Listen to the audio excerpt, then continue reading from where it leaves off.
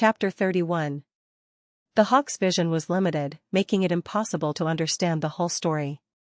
However, as far as Sylvia saw, the knight tried to assassinate Deculein first, which forced him to retaliate in self-defense, causing the knight to fall down the cliff and, ultimately, to his death. No, Deculein definitely tried to save the knight, which meant he died of his own accord. Through her magic, Sylvia witnessed the scene unfold almost as if she was right in front of it. Even the conversations they held were transferred directly into her ears. With her eyes closed, she found Deculein standing alone on an overhanging cliff. The fact that he didn't fall was indeed a miracle, but the conference was about to start in 6 hours. She thought he'd need another miracle for him to reach Bercht in time. Deculein looked up at the sky, seemingly directly at the hawk, which surprised her so much she ordered it to return. It would be impossible to observe further if the blizzard got worse anyway. It might also hurt the hawk, an occurrence she wanted to avoid the most. It was her very first creation, which made her want to keep it with her for a long time. If the mana in its mana stone ran out, she decided she would recharge it instead of replacing it. Come back. Sylvia opened her eyes after issuing the command, returning her vision to Bercht's landscape. Oh, Miss Sylvia? Who? As she sighed and turned around, she found herself face to face with the people from the kingdom that Sirio talked about. So this is where you were. I've been looking forward to meeting you. It's a real honor to see you in person, Rookie of the Year. Greetings. I'm from the Judra family of the Riak kingdom. Sylvia felt burdened by their weird responses. At the express train railway, the platform employee saluted a high-ranking official. It's an honor, Deputy Director. Deputy Director of Imperium's Public Safety Bureau, Lilia Primienne. Coincidentally, she was camping in the northern mountain range when she heard about the train incident and was immediately dispatched to the site as the Deputy Director of Security. A surprise attack was launched, and an explosion occurred? Yes, it's a common occurrence in the process of traveling to Bercht. The reward is even 10 times bigger for assassinations that occur inside Bercht. This is nothing special. The employee who appeared to be in charge replied. Primienne glanced below the cliff. What about the casualties? None has been confirmed yet, but Professor Deculein and the knight, Baron, are currently missing. He has a more detailed eyewitness account. Primienne looked in the direction the staff was pointing at, finding a man with a blonde mustache and Alan, who looked like he was sleeping on the track. Yes, the wizard and the knight saved me, but when I came to my senses, the whole train had already fallen. Maybe the knights launched a secondary attack.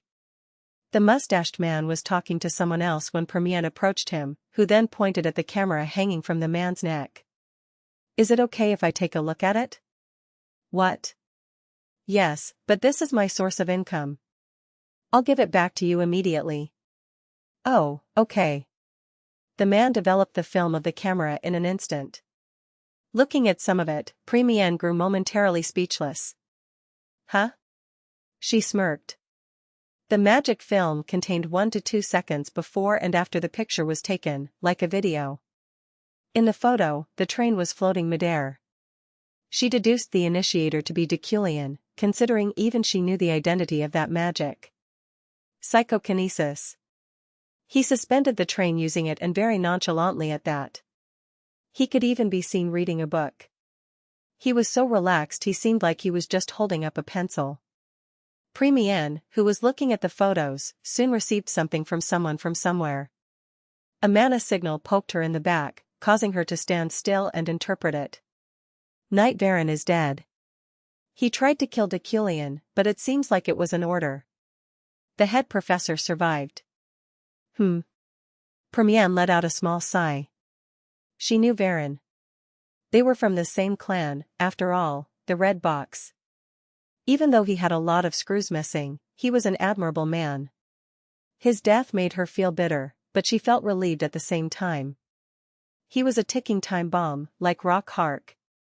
She was certain he would definitely cause trouble one day. What do you think of the photos? I know I'm the one who took it, but even I can't help but admit it was an amazing sight. I'm a magical analyst, but I would never dare assess Professor Deculein's caliber. That's enough. Primienne returned the pictures to him. Oh. It's a ghost. An employee screamed, causing her to look in his direction. She immediately determined the newly found figure's identity even though he had just arrived at the track. Head Professor Deculein. No one saw him come up. One moment, he was nowhere to be found. The next, he was standing within their vicinity alone. Without saying a word, he looked down at the cliff he had climbed while thinking about his limits. His psychokinesis could kill anyone, but it couldn't get through a knight's fortitude. Additionally, without mana, he was rendered powerless. His magic couldn't overcome a master born with talent and intense concentration. He felt a distinct wall blocking his path. A sense of dejection rose. If not for that unidentified help, it would have been him who would have been slammed below this cliff. Head Professor. Primienne approached him. Your assistant professor is over there. He's safe. Deculein saw Ellen on the track. Will that be all? Yes. He paused for a moment before replying. What time is it? It's 3:30, Primienne answered as she had an unnecessary thought. She found his face fucking handsome. 6 hours left. He weighed the probability of him attending the conference on time, which was beginning to seem impossible. For him to climb the cliff without the train with his low stamina, it would take at least a day. I'm sorry, but I need to ask this out of formality, Head Professor. What happened to the escort you were with? He died. Was it because of the attack? He hesitated for a moment, then nodded. I see. Professor, by any chance, can you straighten this track? Deculein tilted his head at her words and looked down on Primienne, emitting arrogance unique to nobles. It was as if he was looking at someone inferior. She felt anger surging inside her for a moment, but she forcefully soothed it. If you can fix it, I'll call the train over with my authority. If he could fix the tracks before the blizzard got worse, she would be able to call the train on standby to resume its activities, increasing his chance of reaching Bercht before the conference. It'll be beneficial for you, Professor, so why are you looking at me with those eyes? You're making me want to pull them out. It'll be much better and faster than walking. I refuse. Primienne shut her mouth and rolled her tongue. I was born with the natural talent to irritate people, huh? Move. The real reason behind his decision, however, was his exhaustion. He didn't have any remaining energy left to spare on magic. She misunderstood the situation since he looked perfect externally, not realizing that internally, he was lethargic. Okay. Primienne lightly bowed her head, then moved away from Deculein and grabbed an employee. Since you're not doing anything, clear the tracks before it gets snowed over even more. Yes, of course. One more thing. Is this the only train that goes to Bercht? No, it's a bit far, but there's a land route and a sea route on the other side of the mountain. Primienne felt something strange as she spoke with the employee, causing her to look back. But there was no one there. Deculein had already disappeared. Was it acceleration? He probably thought it would be faster to run up the cliff while using support magic than clear the tracks. The wind was indeed intense in this area, and it wasn't impossible to borrow the strength of the elements. How much mana does that guy even have? His abilities exceeded imagination. He was even stronger than the reports made him out to be, considering he stopped the train from getting derailed using psychokinesis, drove back dozens upon dozens of knights, defeated Varen, safely climbed the cliff, and still had enough mana to spare to cast acceleration, and advanced magic, on himself. Was his mana capacity the size of an ocean? Primienne clicked her tongue. Young, the assistant professor grunted, finally waking up.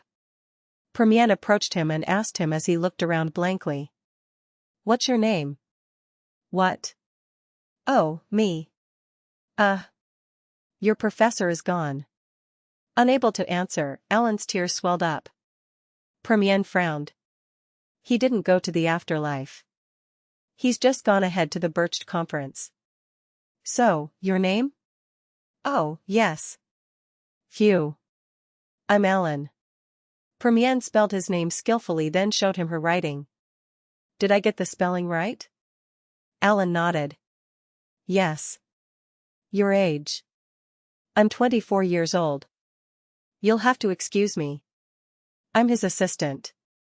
I need to follow him right away. You're already late anyway. Just wait for the next train. The current time was 9:30 p.m. The Bercht Conference would start at 9:53, which the elders considered as the time when stars aligned. That gave everyone 23 minutes left before they were considered late. Sylvia walked down the street of Bercht's 4th district. Its roads were as complicated as the rumors described. The passageway was divided into two. Glythian and the other family heads traveled using the right pass, and the assistants traveled using the left. Sylvia, how's life at the university tower? We should try to have a meeting of our own. That, too, should be a good experience. The nobles walking with her frequently spoke to her. She answered roughly. Sure. Just as bright lights attracted moths, she attracted others to her side. Everyone was behaving so annoyingly around her simply because she had great talent as a wizard. All right, the head of the Deculein family hasn't arrived yet. Sylvia's ears perked up. It was Primienne, the assistant of the Magic Kingdom. No way, if Deculein gets eliminated. That'll be a huge affair. A huge affair? I have foreseen this to some extent. The current head's abilities are lacking compared to his predecessors, and he stopped gathering achievements 3 years ago. There's even a rumor that his talent is nothing special. Jaron spoke this time, the assistant of the rewaned family from the Empire. Sylvia wanted to voice out her thoughts, but she didn't say anything. Mediocre people would always be jealous of geniuses, and it showed. Meanwhile, geniuses would always recognize geniuses. Deculein's talent was only lacking compared to her. Commoners like them shouldn't disregard his capabilities. Oh, that's it. They had finally reached the front of the gate of the Elders' Hall, a majestic shrine. It was built on the top of a mountain that had its peak completely cut off, almost as if an ancient giant stayed there. Creak. The door opened as they approached, almost as if it had been waiting for them. Nervous, the 19 assistants entered respectively. A spacious conference room greeted them. It was so huge that 40 people wouldn't be enough to fill the place. Even 400 people could comfortably gather here and attend the meeting. Around the vast round table, the 19 family heads were already seated. There was only a single vacant seat, Deculein's. Sylvia stood next to Glythian, who smiled when he saw her. The other assistants who were bothering her also stood beside their respective families' seats. Dung, dung, dung, dung, dung. 5 tremors announced the time. 9:50 p.m. 3 minutes left. Sylvia felt somewhat bitter. As expected, it didn't work. He couldn't reach the summit in time. Before we begin the conference. Abruptly, a loud voice shook the room. The person's condensed mana and his resonant echo made Sylvia's heart throb. I would like to express my deepest gratitude to all of you who have responded to our summons. The top brass, Zekton. He was the candidate most likely to become the great wizard and a legend that had chosen to leave the secular world. He was sitting in the position of the great elder, the only power that existed independently on the round table, the seats of which were veiled by darkness. Zekton couldn't see the families on the round table, and the heads of the family couldn't see him. Sylvia felt great pressure looking at him. Will I be able to challenge someone like him once I reach that kind of level? It was worth trying. I'll start the roll call. Zekton's voice echoed inside. Like the majestic sound of war drums and thunder, it spread electricity all over her body. Glythian of Iliad. I, Glythian, head of the Iliad family, honorably responds to Bercht's summon, Glythian said with ease, making Sylvia proud of her father's spirit. Beton of Beerad. I, Beton, 6th head of the Beerad family, boast to the great elder. Zekton called several families. Judra, Rewaned, Villian, and others. And they all formally responded to his call with their family's personal flares. At some point, however. Deculein of Deculein's. When Zekton called his name, the elders' hall fell into silence. Is Deculein not here yet? Zekton said in the dark.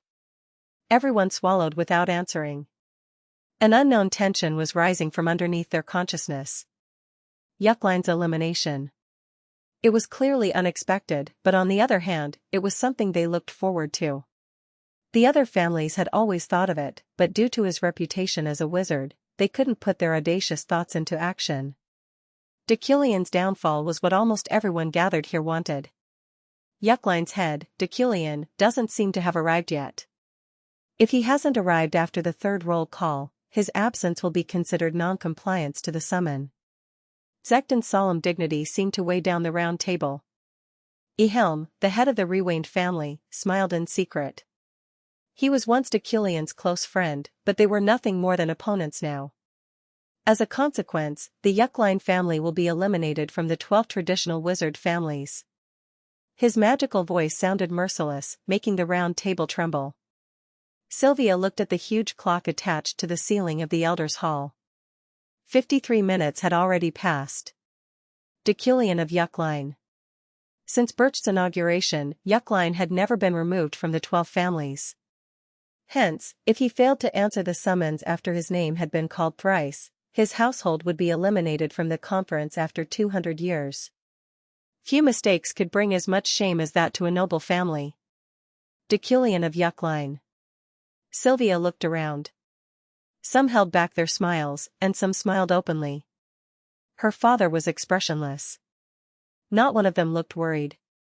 In Sylvia's opinion, that was enough proof to think Deculein had lived his life improperly. She felt sorry for him. Deculein. The moment when the third call was about to be made. Screech. The sound of stone being scraped roughly echoed. Surprised, Sylvia looked towards the entrance. The main door of the conference room opened slightly, and a blizzard poured through the cracks. Zekton stopped. Everyone's gaze turned to the entrance and, with his body covered with snow, he entered, almost as if making a grand entrance. His suit was tattered and ruined, and his hair was disheveled. He looked like a monster who came back alive from hell. The unpolished image he displayed completely differed from his usual neat figure. Sylvia clenched her fist unknowingly. He definitely didn't look magnificent, but his aura was still impressive. No one dared to say anything as they stared at him. Deculein, is that you? Zekton asked. Deculein looked around in silence, then his blue eyes fell and stared at the round table.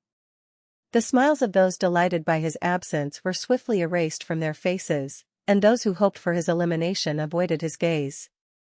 Deculein. I demand an answer. Zekton spoke again.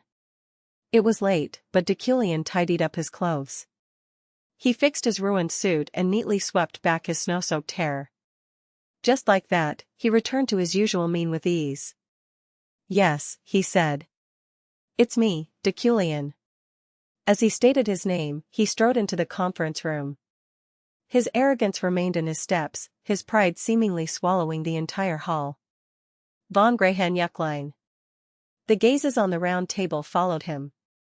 Only Glithian laughed quietly with his head down. The head of Yucklein has arrived. He didn't bow. No, he didn't even answer the call. He just arrived. An extremely arrogant flair, befitting his existence. Some of the heads creased their lips or clicked their tongues in discontent, while some immature assistants had their jaws open unconsciously as if his appearance and ego bewitched them. I apologize for not arriving on time. It took me a while to pull myself together from the incident. You're not late. Have a seat. He walked and sat in his rightful seat, reserved for his family. The moment he did, Sylvia marveled at the sight. The round table certainly didn't have a hierarchy in their seats. However, from the moment he appeared, it was as if all the weight was leaning onto him. But, since your assistant hasn't arrived yet, your right to speak will be limited to 3 times from the halfway point until the adjournment. He looked at someone who couldn't make eye contact with him, his eyes filled with vivid anger as if looking at the cause of the recent incident. I acknowledge it. Deculein slanted his head. He couldn't even afford to say anything. His mana had already been drained, and this crazy scuttle had consumed his already exhausted energy even more. He had far exceeded Iron Man's limitations. The only reason he could maintain his senses now was his unique personality. Calm down, Deculein.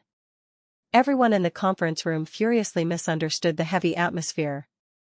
Even Ahelm, who always made provoking remarks every time they met, quietly fixed his posture. Still, the best wizard on the continent was Deculein. Regardless of what the high society had to say about him, there was no doubt that he stood at the top. Since everyone from the 12 traditional families and 8 new families has arrived, we will now begin the Bercht Conference. The meeting began in that silence. Chapter 32. The first agenda of the Bercht Conference was the appearance of demons, one of which I killed at the Mountain of Darkness. To start with, Zekten demanded my testimony. The Mountain of Darkness is an area that has always been underpurified.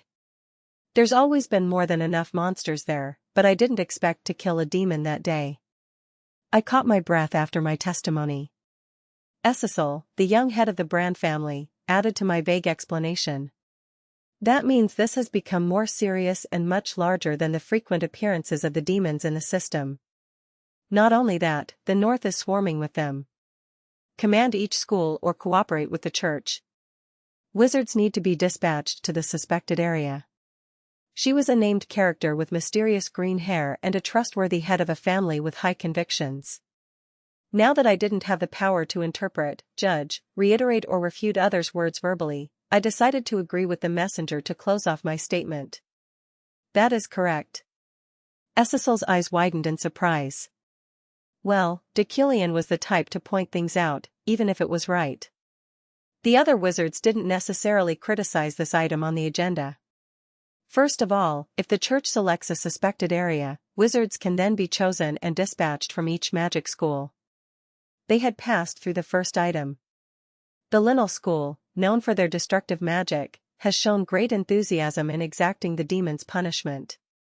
But there was still quite a lot to discuss on the agenda, such as which schools would be dispatched, what countermeasures to apply on the areas where the demons frequently appeared, what revisions had to be done on the dungeon and demon hunting laws, and more. For almost 4 hours, the round table discussed important matters without end. During that time, I kept my silence, reserving my right to speak 3 times. We will adjourn for now to take a short break. In just 5 hours, I was able to get off the round table. I went outside to gather my senses, finding a petite man with brown hair stamping his feet near the exit. Alan. Ah, Professor. Alan shouted and came running. Are you alright? I'm sorry I'm late. Joining the conference while it's already ongoing is against the law, so I was left with no other option but to wait. I'm sorry. I shook my head as he became flustered. It's okay. It wasn't, though. I didn't know how many times I experienced mana exhaustion today. An ordinary wizard would have been down with a fever or died already. I could still feel some of its side effects, and I had only recovered 300 mana during the 5-hour conference. Professor. I heard that you said. I told you not to cry. Alan bowed his head to prevent tears from falling.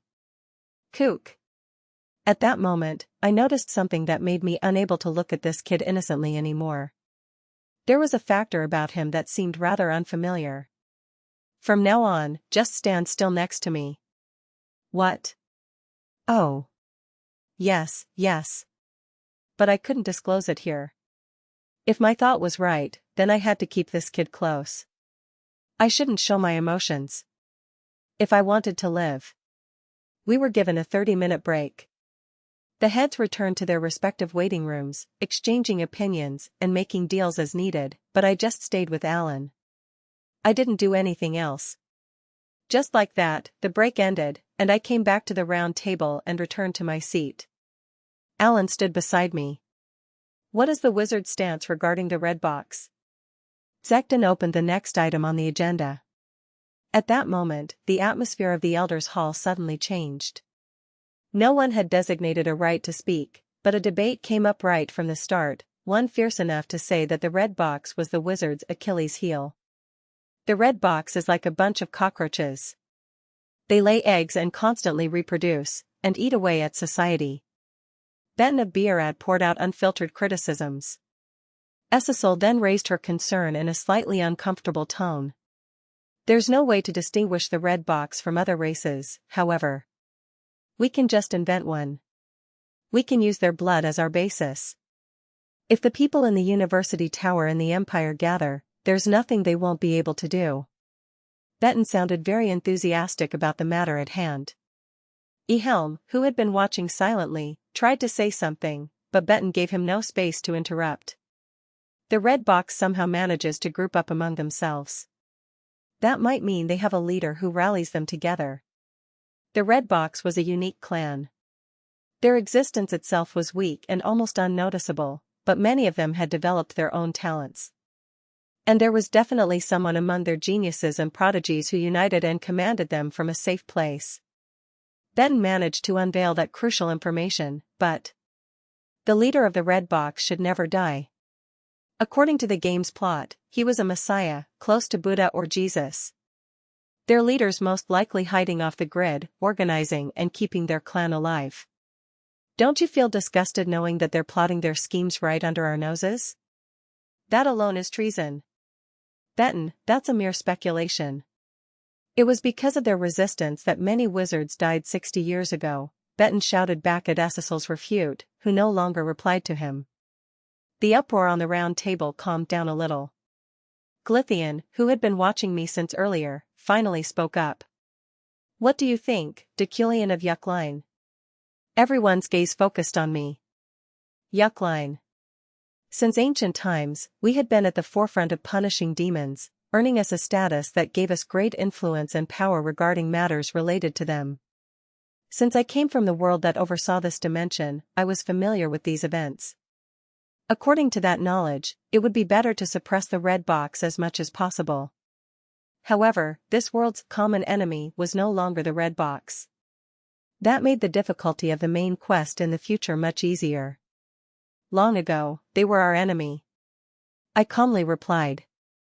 But if you look at the history books one by one, you'll begin to understand that it was all a misunderstanding. Misunderstanding? Benton cut in, but my glare immediately shut him up. I continued. It was a misunderstanding at first. 237 years ago, Rodran, from the Rodran witch incident, was accused of being a witch and was pushed to a corner, only to be found innocent. I brought up concrete evidence. Extensive oppression against the red box stemmed from that incident, causing their clan's blood to spill. Naturally, they resisted. Their resistance shed more blood, and that blood birthed to a short truce. I saw it on the setup sheet, and I also read works of literature that addressed it. Both of those allowed me to come up with a controversial thought.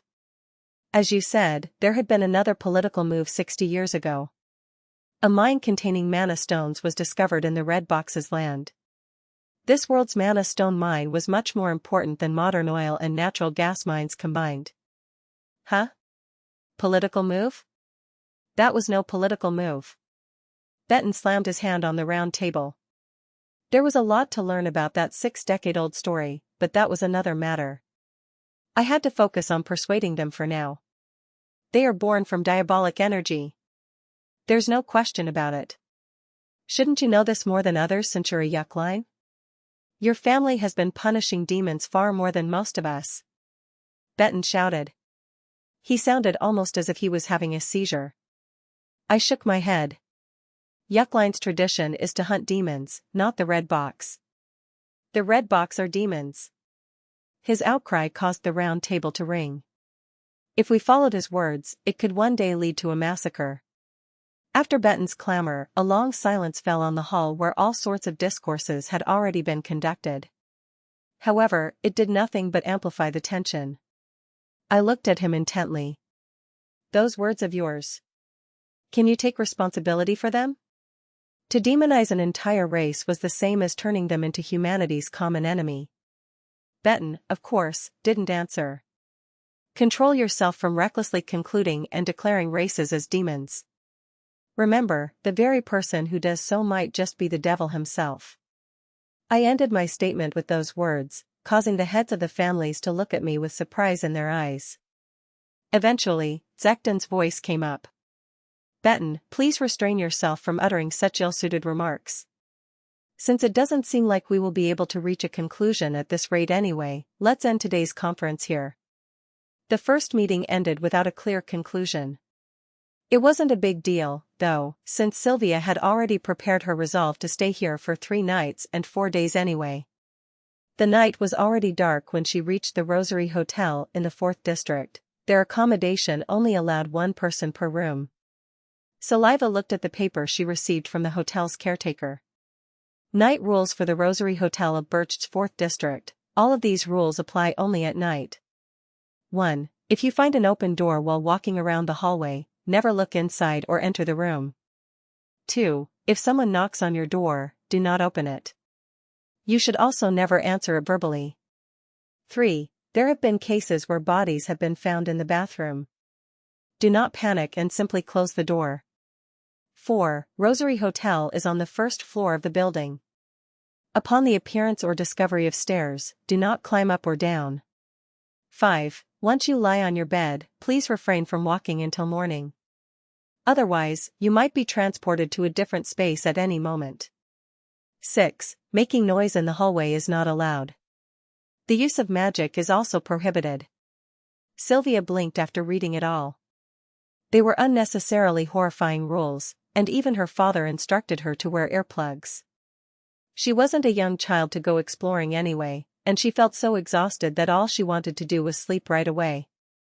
Laying down on her bed, her hawk Quickstone stood by her bedside. Good night. She greeted Quickstone and closed her eyes, falling into a silent slumber almost instantaneously. According to the clock, she slept for about 3 hours before opening her eyes due to thirst. Since then, Quickstone had been watching over her as she tossed and turned in bed. She felt relieved. Sleep comfortably. The hawk then closed its eyes as she rose and grabbed herself a cup of water on the shelf. After quenching her thirst, she turned around, finding herself standing in the middle of a hallway. Not her room, but an endless hallway. She felt goosebumps rise all over her body. Chills clawed their way up her neck, causing her back to waver. She remembered the 5th rule too late. 5. Once you lie on your bed, please refrain from walking until morning. Otherwise, you might be transported to a different space at any moment. Feeling the cold floor underneath her, Sylvia looked down and found herself barefooted. Whying? The wind blew, but she didn't know from where. Sylvia looked around and found a staircase not far away. She knew she shouldn't use them, however. 4. Rosary Hotel is on the 1st floor of the building. Upon the appearance or discovery of stairs, do not climb up or down. Let's calm down for now. As the wind blew ever so softly on her skin, Sylvia convinced herself that nothing bad would happen to her.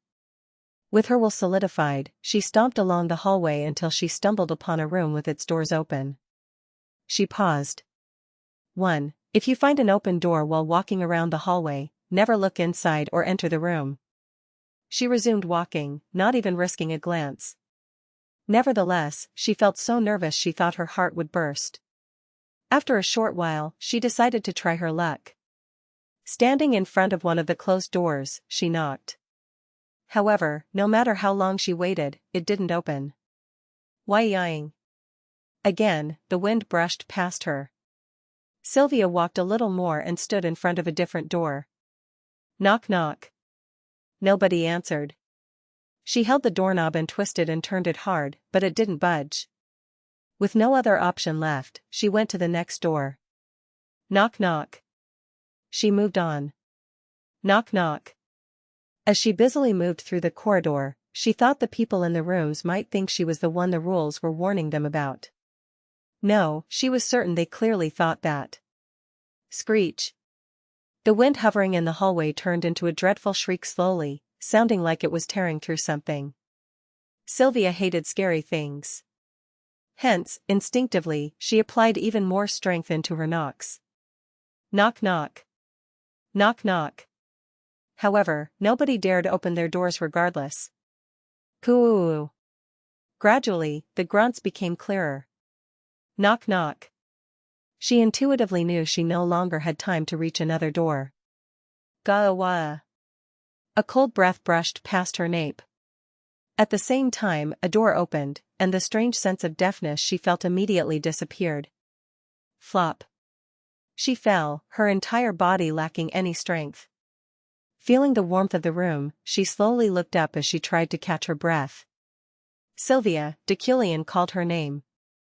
Are you lost? He stared at her as if nothing out of the ordinary just happened. He even opened the door wide fearlessly. Come in. Sylvia contemplated. Whining. However, a bleak wind blew in the hallway once more, making her realize there was nothing to contemplate about. Regardless, she hesitated when she went inside anyway. Thank you. Sylvia bowed her head and looked around his room, which was as spacious and cozy as she expected. Have a seat. Deculein sat in a rocking chair near the fireplace while Sylvia sat in a small chair beside the bed. I'm sorry. It's okay. When I got out of bed, I don't know how, but I found myself in the hallway. Deculein picked up the book on top of the table. With his eyes on the page, he spoke to Sylvia. The concentration of mana in Bercht's air reaches tens to hundreds of times the level of mana on flat land. Because of that, an unexplainable phenomenon occurs, which also causes magic to form shapes and ego. They're called phantoms, and there are many of them in this hotel. You should read the rules more carefully. Only Deculein could open the door, and the reason behind it was made apparent. He was immune to almost all mental interference. I see. Sylvia nodded. With her lips clattering, she looked around as she tried to calm herself down. Why were you late today? Deculein answered without looking up from his book. You don't need to know.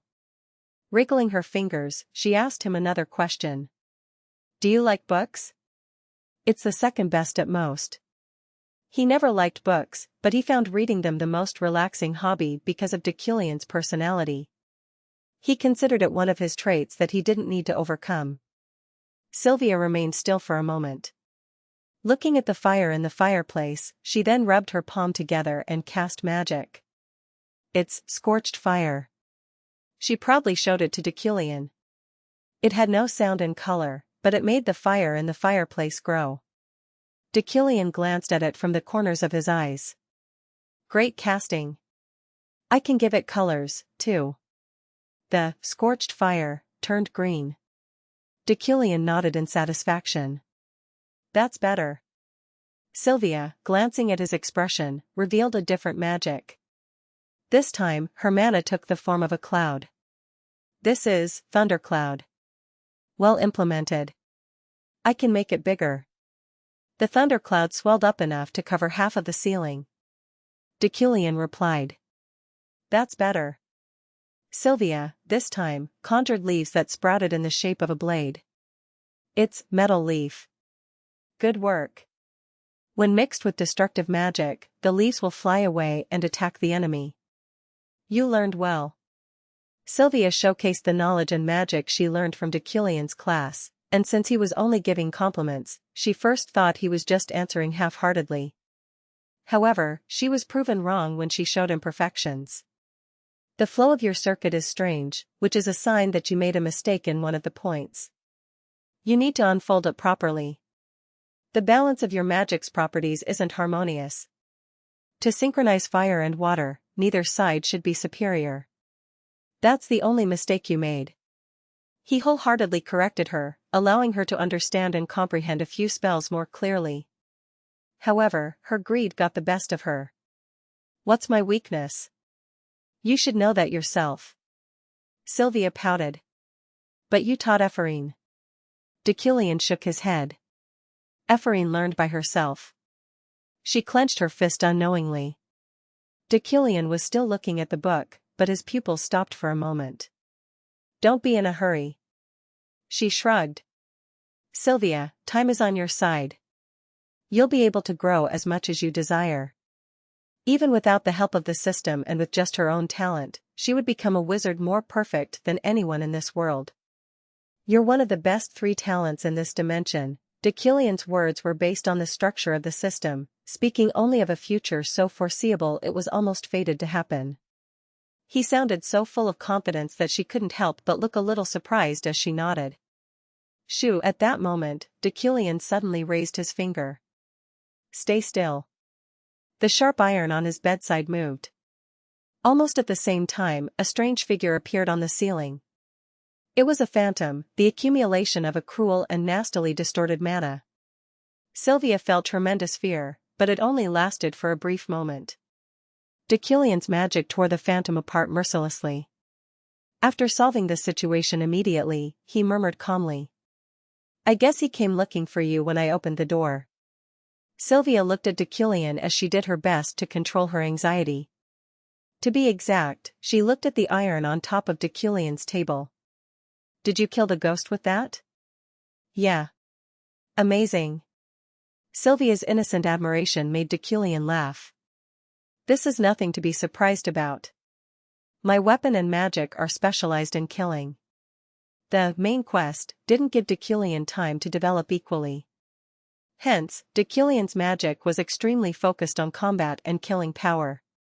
He was defeated by Varen, however. What this world needs, Sylvia, is a talent in wizardry like yours. Magic wasn't made to kill people. It would be best if you remember that.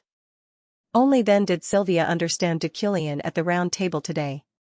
She now knew for sure why he didn't berate the red box. Stop asking any more questions and go to sleep. Sylvia looked at Deculein with surprise. Shouldn't we do night watches in rotation? It'll be useless. The flow of time is different here. I know. The mana phenomenon. Nights in the Highlands are different. It's only supposed to last 10 hours, but it can last up to 2 hours, 12 hours, or even 24 hours, and nobody knows if and when that will happen. It all depends on the state of the mana that day. That's why you should just go to sleep. Deculein's tone was firm but sweet. She felt confused. Did he consider her as Iliad's assistant, a student, or a fool who couldn't even follow the rules? Regardless, she laid down on the bed. SHHHKKK. SSHHHKK. Listening to the sound of the pages of a book turning and the embrace of the fire's warmth, she fell asleep. Before she did, she looked out the window with hazy eyes, finding a falling star. It was beautiful. Chapter 33. I went out of the hotel as soon as Sylvia fell asleep, following the man of great wealth's intuition in the form of lightning outside the window. Some supernatural phenomena occurred since I had intentionally violated the rules, but they weren't big threats. Rather, they seemed more like props and staff members of a low-budget haunted house amenity in theme parks. Where is it leading me? The mountain path from District 4 to the Elders' Hall. This place was close to Bercht's borders and was a high-end area that players could only reach in the mid to late stages. Without the Bercht Conference, they wouldn't even be allowed to enter unless they were an elder or a devoted student. That meant there was a high probability that I could acquire rare items here. I looked down the mountain range from Bercht's dark summit.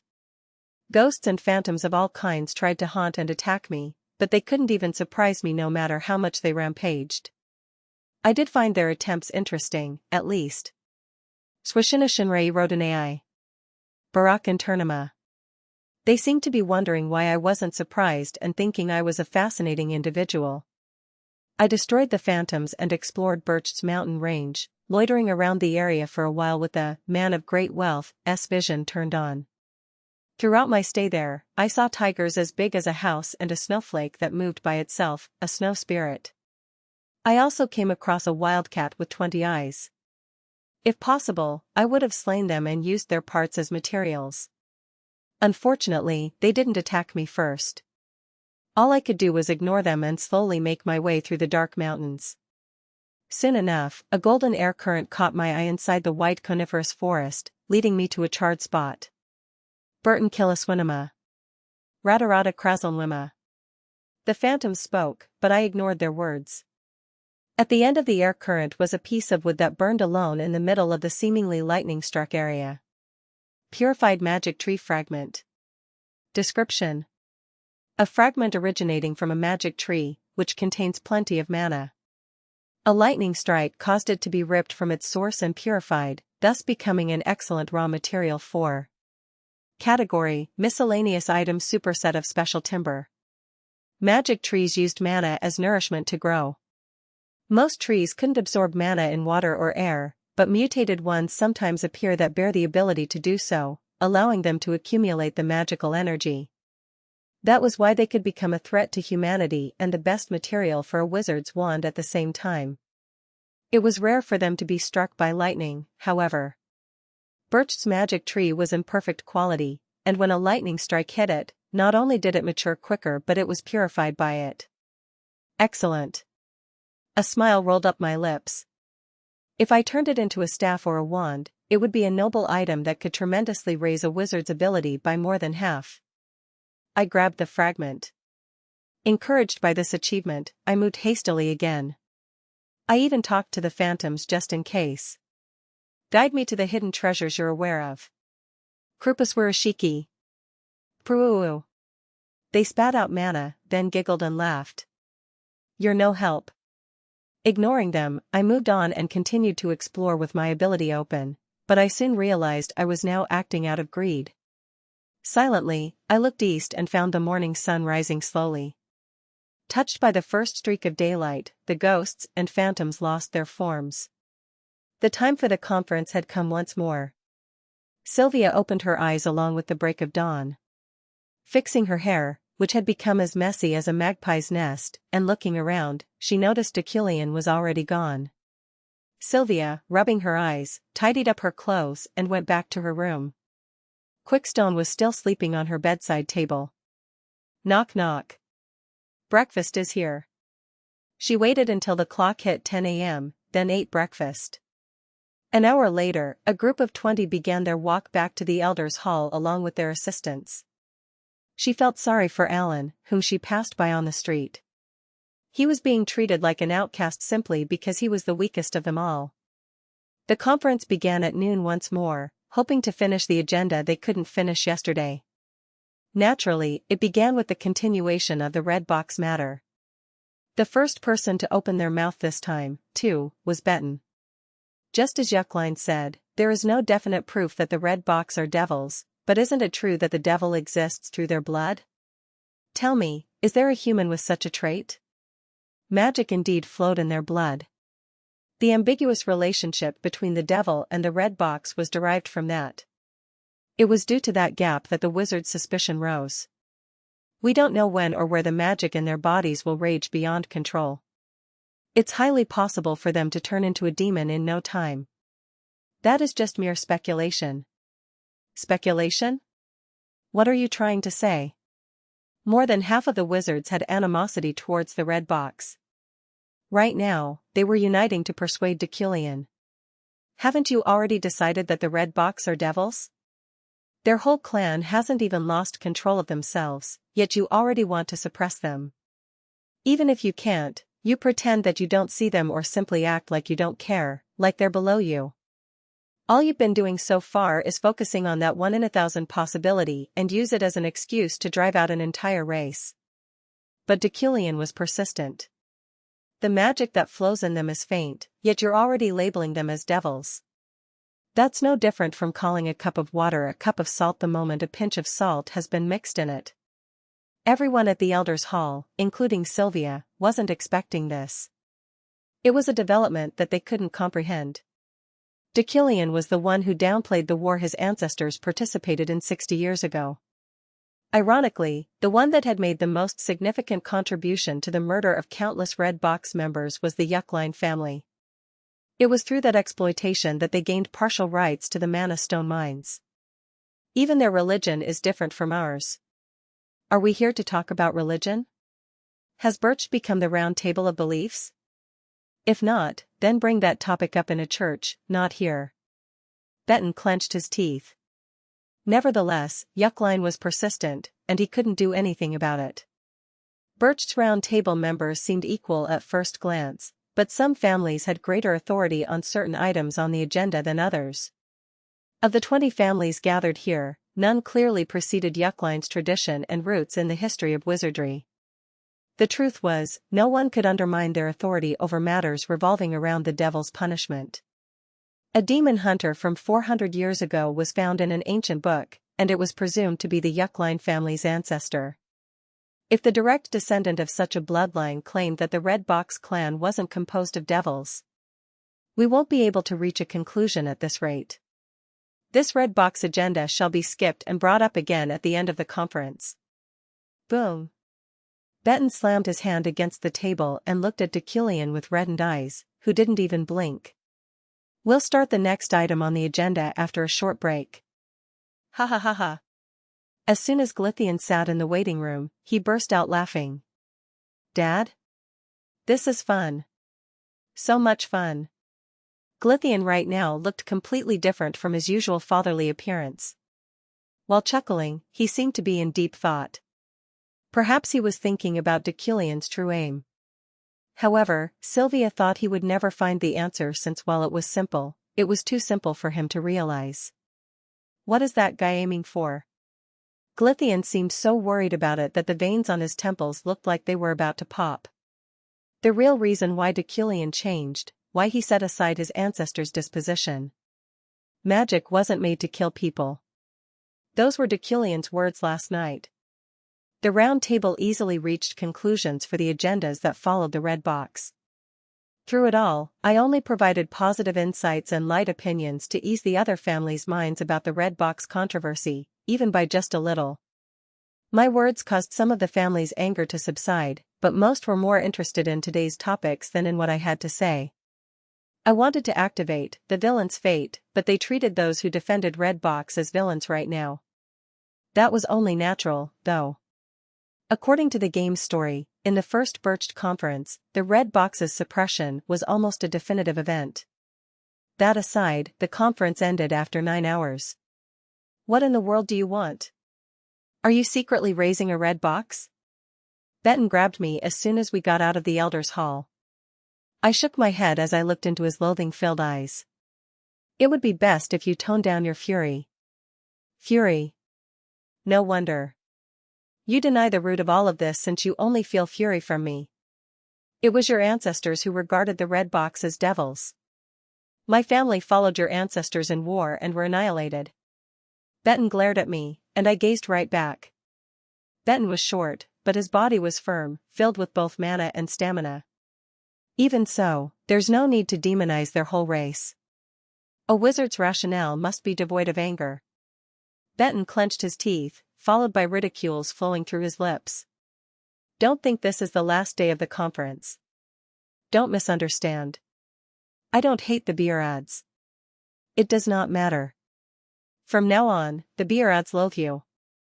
Benton shoved past me. TSK. The truth was, Benton's anger was understandable.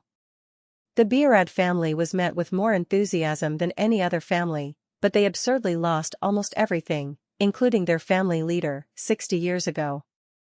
They didn't even earn anything in return since they achieved so little. They only managed to rise again because of Benton and his father's strenuous effort. Cecil approached me not long after he left. I was suspicious of your sudden change of mind regarding the Red Box, but I share the same opinion. We should keep the temperature with the Red Box low from now on since that would benefit us as well. The rest of the wizards didn't say anything to me, but there wouldn't have been many good intentions from them even if they did. They obviously didn't like my remarks, but that was the fruit of Deculein's vicious conduct.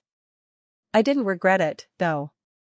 If I considered this a sacrifice, then it was worth it. Starting with the next Bercht summon, the intervals would be much shorter at 1 or 2 years, but the ways we would spend our time would become much more valuable. Players would have grown steeply through those moments, but in this world with no players, or at the very least, in this world presumed to have none, I could only hope that a named more good-natured than I would grow with the remaining time. The morning of the following day, I went down to the first district before leaving Bercht.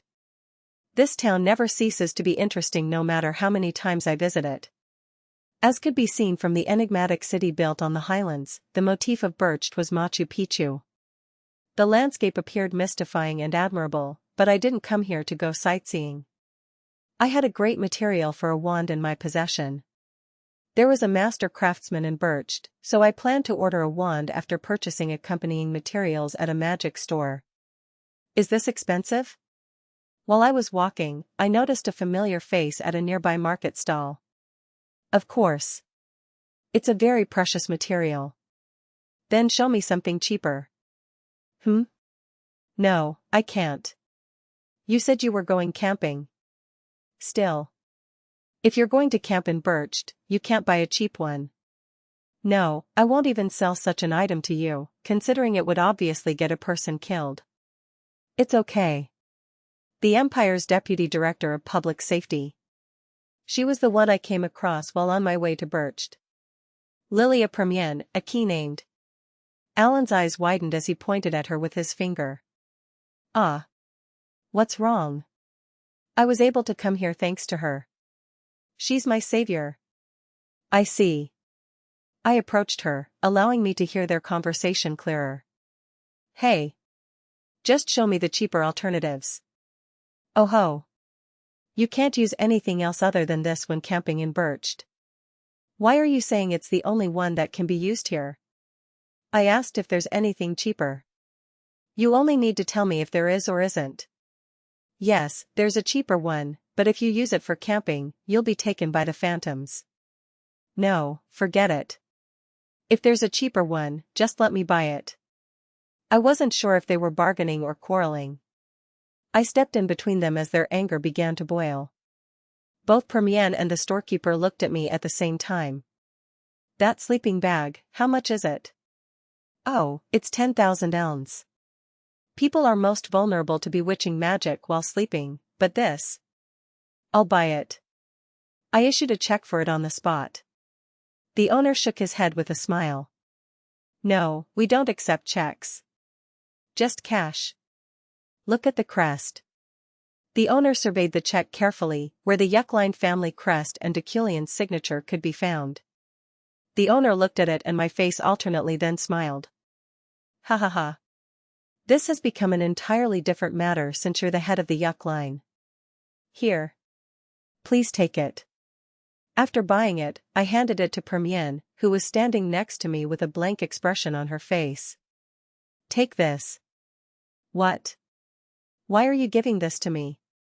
Primienne took it with suspicion. Alan arrived safely because of you.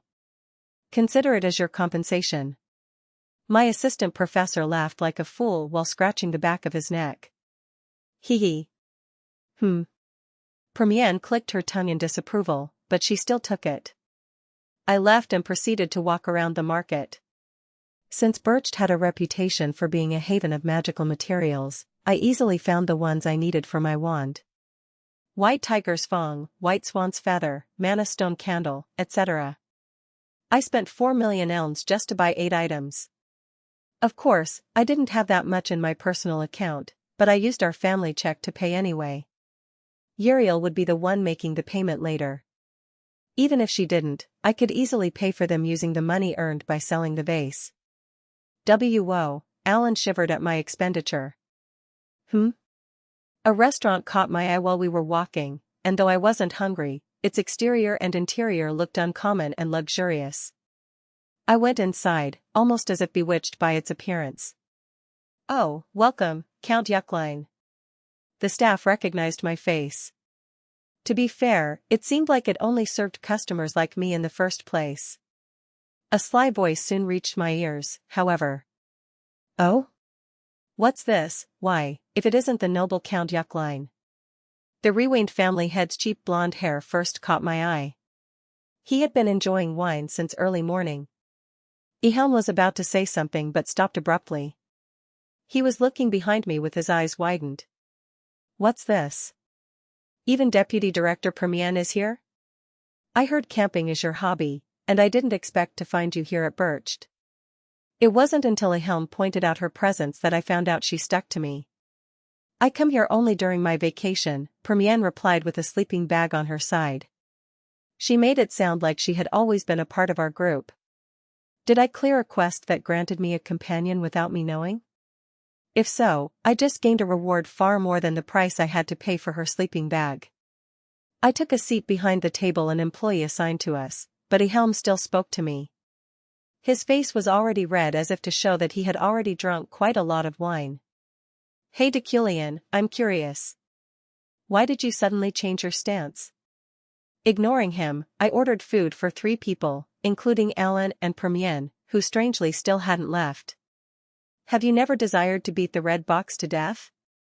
They are an inferior species that do not deserve to live in our world. Don't you remember your thesis criticizing their clan at the university? Ehelm sneered, recalling a distant past. He then glared at me with his alcohol-intoxicated eyes. By any chance, did you save a red box and turn them into a slave? Was there a genius among their kind who did your research for you? No. Alan stood up and shouted. Our head professor is nothing like that. Please refrain from insulting him further. Ehelm smirked without disregarding his courage. If that isn't the case, then I can't possibly understand this situation. Why did you, of all people, defend the red box? What? Can't even say anything about this matter? I shook my head. No, it's just that your brain has become too rotten to understand my reasoning. I see. Ehelm glared at me as he gave me an odd smile. I heard it took 6 months before you could present your research. No, was it 3? It doesn't matter. Your underhanded tactics will be revealed, you'll see. Ehelm stood up, shrugged, then left. His tone and stare remained unpleasant until the end. If ever those words are true, this time it was Primienne who spoke as she looked at me. It will become a huge problem. I said it isn't. Alan shouted. Primienne glanced at him as she continued. Slavery was abolished a long time ago. Even if they're a Red Box member, it would still be considered a serious criminal offense. Of course, only if it's true. Give me back the sleeping bag if you're going to continue talking like that. And pay for your meal as well. Primienne smiled blankly and shut up. She didn't dare utter even a single word while we ate. Chapter 34. After finishing the meal, we immediately left the restaurant. Primienne kept acting like an NPC since she thought she should at least guard me after receiving the sleeping bag. With that thinking, she even caught an adventurer trying to steal from my pockets.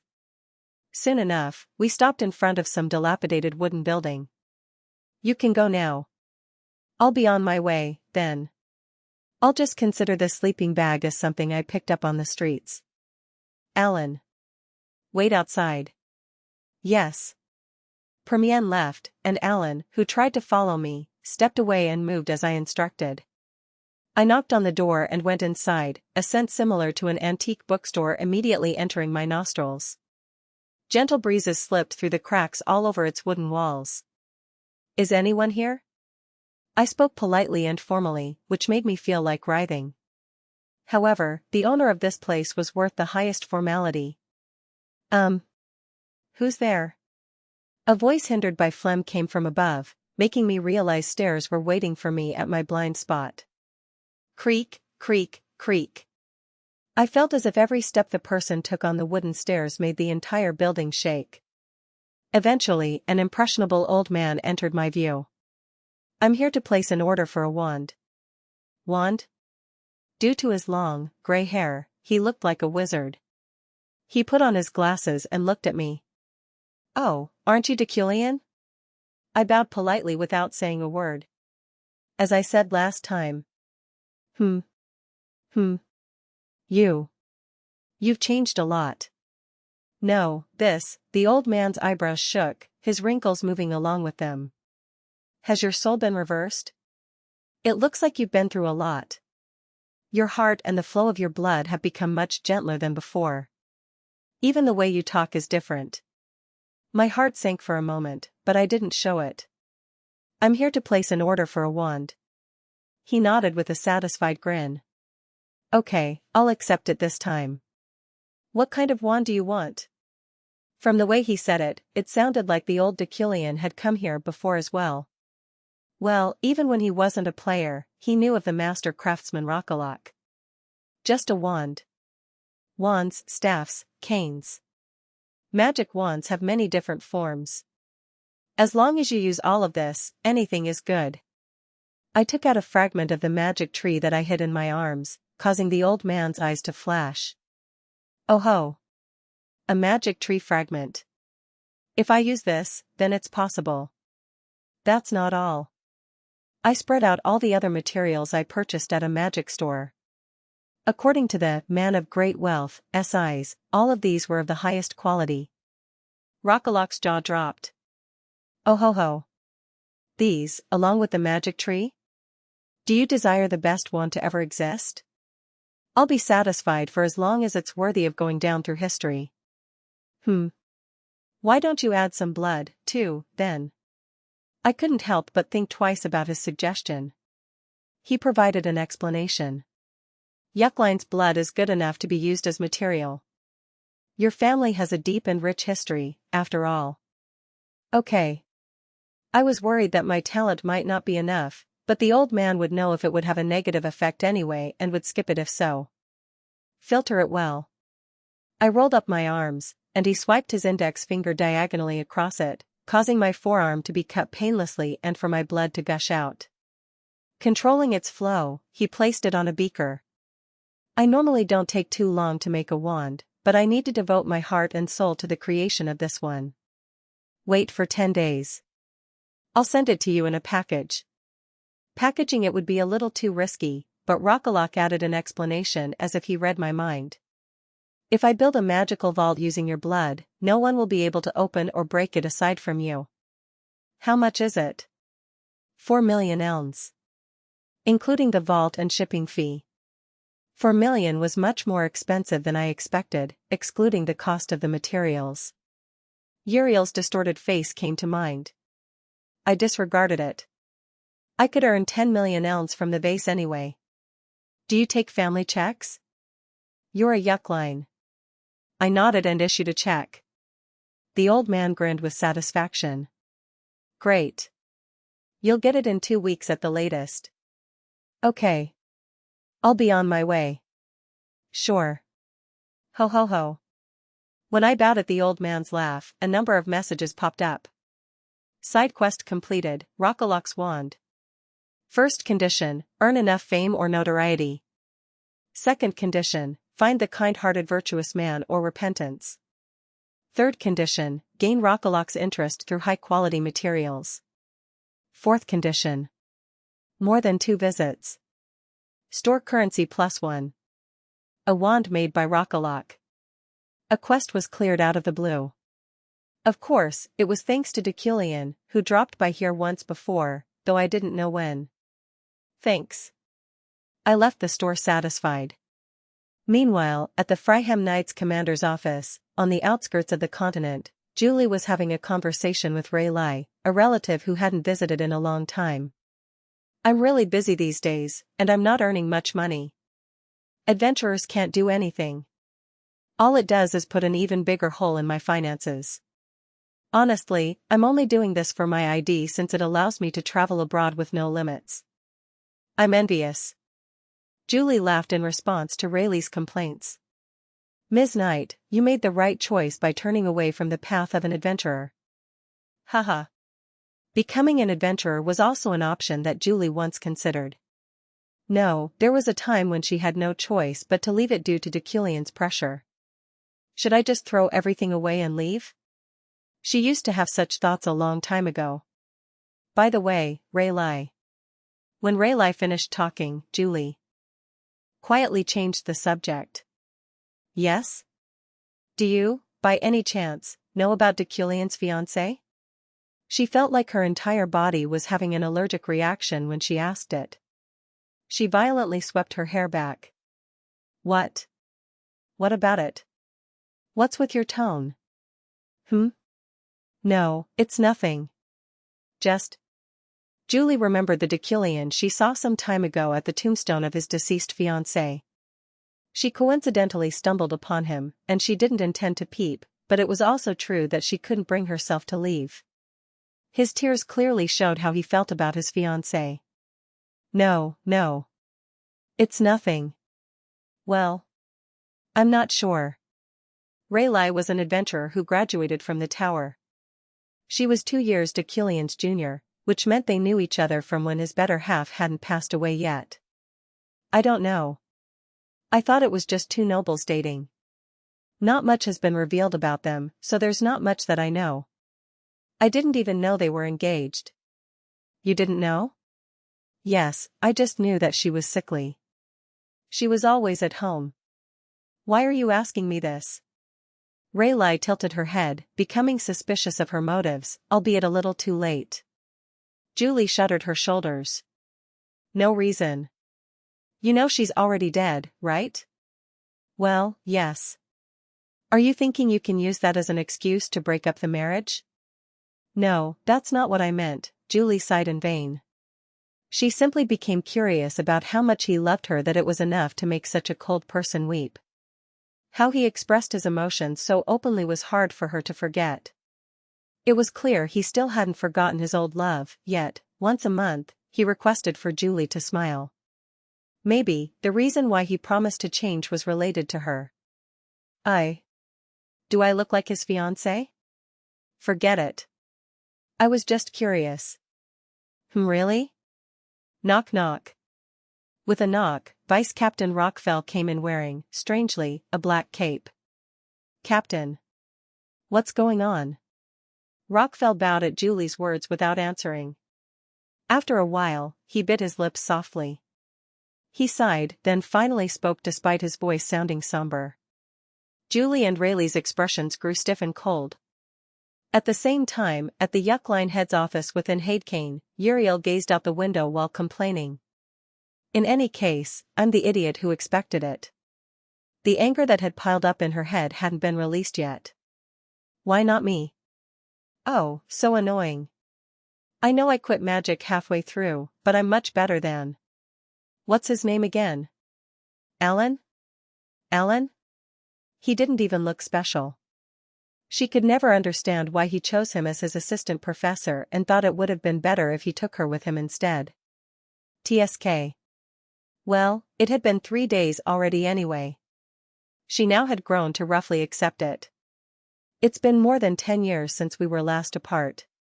She found it hilarious to be by each other's side now. At least I'm aware that we still hate each other. Deculein doesn't like me, and I don't like him. I hate Deculein. I hate him. Hutty. Tweet, tweet. While she was loathing, a sparrow lightly landed outside the window frame. Uriel looked at it with her arms propped up against the window. It didn't run away even when she opened the window stealthily. Hey, come here. She stretched out her finger. The sparrow hopped on top of it and began to sing a song. Chirp chirp. Pfft. Strangely, animals liked her. She didn't even treat them that pleasantly. So cute. Now, fly away. As if following her instruction, the sparrow soared to the skies and flew above Hadecane. The spectacular view of the huge city stretched out before her. Whoa. Uriel took a deep breath as she was overwhelmed with great emotion. Now, this land belonged to her. She wasn't a proxy lord anymore. She was a real lord. That fact made her every waking day delightful. Every morning felt new, and Hadecane's air and environment seemed lovelier than ever before. Knock knock. Ms. Uriel. Her butler came in. What is it? A check came through the family. Is it a trade payment? Uriel received the check with a good heart. The very next moment, her fingers trembled. Am I hallucinating? She hoped she was. She closed her eyes and looked at it again. It didn't change. 8.02 million ounce? Yes. Who? What kind of expenditure is this? It looks like the head bought some items at Bercht. Dumbfounded and with her mouth open, Uriel rested her forehead on her hand. Oh, that fucking. Main quest completed, Bercht summon. Store currency +3. Rattle, rattle. Rattle, rattle. The slow tremors of the train, which was running at about 70 kilometers per hour, felt awkward because of the person sitting next to me. Betton. Coincidentally, due to the volume of the VIP carriage on the express train, we ended up sitting side by side with the corridor between us. However, we had been silent for 2 hours because of pride. As we looked sideways, our eyes met. Betton spoke first. If it were 15 years ago, I would have demanded a duel. I thought it was a relief. I didn't want that to happen, considering I still wasn't strong enough to break through his barrier. But due to the provocation, my body reacted first almost unconditionally, like a reflex. I don't want you to die. It wasn't because there were 3 heads and 4 assistants in the same space. It was simply a matter of dignity and pride. Deculein's unique personality was reinforced depending on who he was with and what the situation was.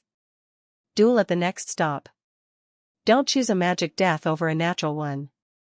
Magic rose beside Benton, and I just looked at the energy with a light heart. Hey, everybody! Clap clap clap. The loud applause ruined my concentration. Glythian, sitting in the back seat, had approached us with a satisfied grin and rubbed Benton and my shoulders alternately. Calm down, Benton. You weren't here 15 years ago. Back then, 3 people died on the way to Bercht, 6 died during the conference, and 2 died after it. 7 of the casualties were assistants, but at least 4 of them were heads. He whispered in his ear. Or, do you really think you can win against Deculein? What? If you can't even reach your toes, you should at least know how to bow down. Benton clenched his teeth at his whispering voice. However, he didn't refute his words. It was Glythian, after all. Pat pat. He patted his shoulder. Of course, Benton, who's always up for a challenge, has high potential. Challenges are the heart of a Beerad. Glythian laughed. I felt burdened by his overestimation of me. But you really are something, Deculein, Glythian murmured naively, his attention now directed towards me. In the past, you used to tell wizards off for no reason at all, but now you're looking for a fight over significant things. You talk a lot. Haha. That's because I'm old. You were so young 15 years ago, but you've grown so much before I could even realize. I didn't say anything. Beyond his shoulder, Sylvia was craning her neck and looking this way. He reached out to Ellen next to me. Did you say you were Ellen? Nice meeting you. This is the first time I have had this connection here in Bercht with an assistant professor from the tower. Oh, yes, yes. It's an honor. Yes. You did a great job. Ha ha ha. Smiling slyly, he went back to his daughter's side. There had been no notable incidents since then. No talking to each other, and no threats. We all quietly and safely arrived at the platform. AI Gallon got off the train and stretched loudly. Looking around the place, the atmosphere of the landscape was much heavier than when I first came. There was heavy snow on the platform, and someone was looking at me through the snow. It was Julie, dressed in white armor and a black cape. She was also with her knights, who wore the same outfit as her. I approached her as she stared at me. Step, step. I walked on the platform, my footprints engraved on the ground that was slowly becoming a snowfield, and gazed back at Julie's trembling eyes. Once she was within arm's length, Julie spoke. I heard. Her voice was no different than usual. No, it was more solidified now, sounding rather frail but without even a little tremor. Is that so? I thought about what to say to her. In fact, I already arranged my thoughts. Darren, one of her knights, tried to kill me, and he met his end while we were fighting. I should at least tell Julie that. I heard you were attacked. But when I saw her face, my mind became strangely sloppy. There was an unknown emotion within me. I was certain it wasn't mine, but my mind was mistaking otherwise. No, it really felt like it was. I knew her character. I knew her beliefs. Julie looked firm on the outside, but she's on the brink of breaking down internally. It's a relief that you're safe, Julie's tone was filled with sincerity. She continued talking before I could say anything. I read it in an article. You worked with him to save the survivors. I just stood still. I didn't know what article she read or what she was told, which meant I couldn't speak carelessly. I just have one question. The train arrived on the other side. What was he like? I chose my words carefully. I looked into Julie's eyes and thought deeply. Well, I couldn't lie to her. He was an emotional guy. Those were the only words I could utter. Julie took a deep breath and lowered her head. Thank you. We have to go now and see him. Please rest well. I watched her as she turned away, noticing her thin shoulders had been covered with snow. One of the many knights who was following Julie then talked to me. Do you want to come along? At the same time, many of the other knights looked at me. They were all Julie's henchmen. I was a bother to their eyes. I could bury this truth for Julie. The fact that Baron tried to kill me would cause their entire knight order to collapse and crumble down, including Julie. Her character was inflexible and upright, and she would be madly distressed by mistaking her subordinate's fault as hers. That was all I could do for her, however. I would never do a eulogy for the fucking bastard who tried to kill me. I didn't know if it was Deculein's ego or Kim Woo-jin's heart, but it was something that I couldn't even force myself to do. No. We'll go by ourselves. They left me behind and boarded the train when I didn't reply. I heard the sound of a tongue clicking as they did. Huh. I laughed in vain unknowingly. Those knights' eyes displayed all the rotten thoughts they had despite not knowing anything. It was so nauseating that my teeth almost chipped. Excuse me, Professor, Alan spoke up then. I shook my head as I stared at him. Alan. Yes? Yes? Be quiet. My anger was starting to boil. I felt like a ghost, however, since I couldn't see Julie's face. Regardless, if I didn't feel mad now, I wouldn't be human. Professor. Another ringing voice called me. I looked at its source, Sylvia. There was snow piled up on the top of her head and shoulders. Why did you put up with it? Sylvia looked at me while saying so. I didn't know what her eyes were thinking. The pitch of her voice, which was always steady, was a little odd. What do you mean? Sylvia rummaged through her bag without saying anything and took out something. Payment. A book. I just looked at it. I'll take it instead. Alan tried to take it for me, but Sylvia didn't hand it over to him. While they were having a trial of strength, she pushed him off. That left me no choice but to take the book that was being forced on me. I'm going. Sylvia walked away with her head down. As the train was about to leave, I gazed back at the black-clad group mourning loudly. My eyes met with Julie's, who was sitting by the window. Not long after, my eyes widened. Julie was smiling at me. It had no strength and was too vague to be called a smile, but the corners of her lips were raised slightly. She still seemed in pain, but once a month. She kept her promise. My mind was amazingly purified by it. Really, I thought what I was feeling was serious. Alan. Yes? Let's go back. I want to rest. I turned around. Chapter 35. Julie and her night order arrived at the scene of the incident, which wasn't too far from the fourth stop. It was less than an hour away from Bercht. During the first attack, Professor Deculein managed to ensure the train's safety and rescue the survivors along with Sir Baron.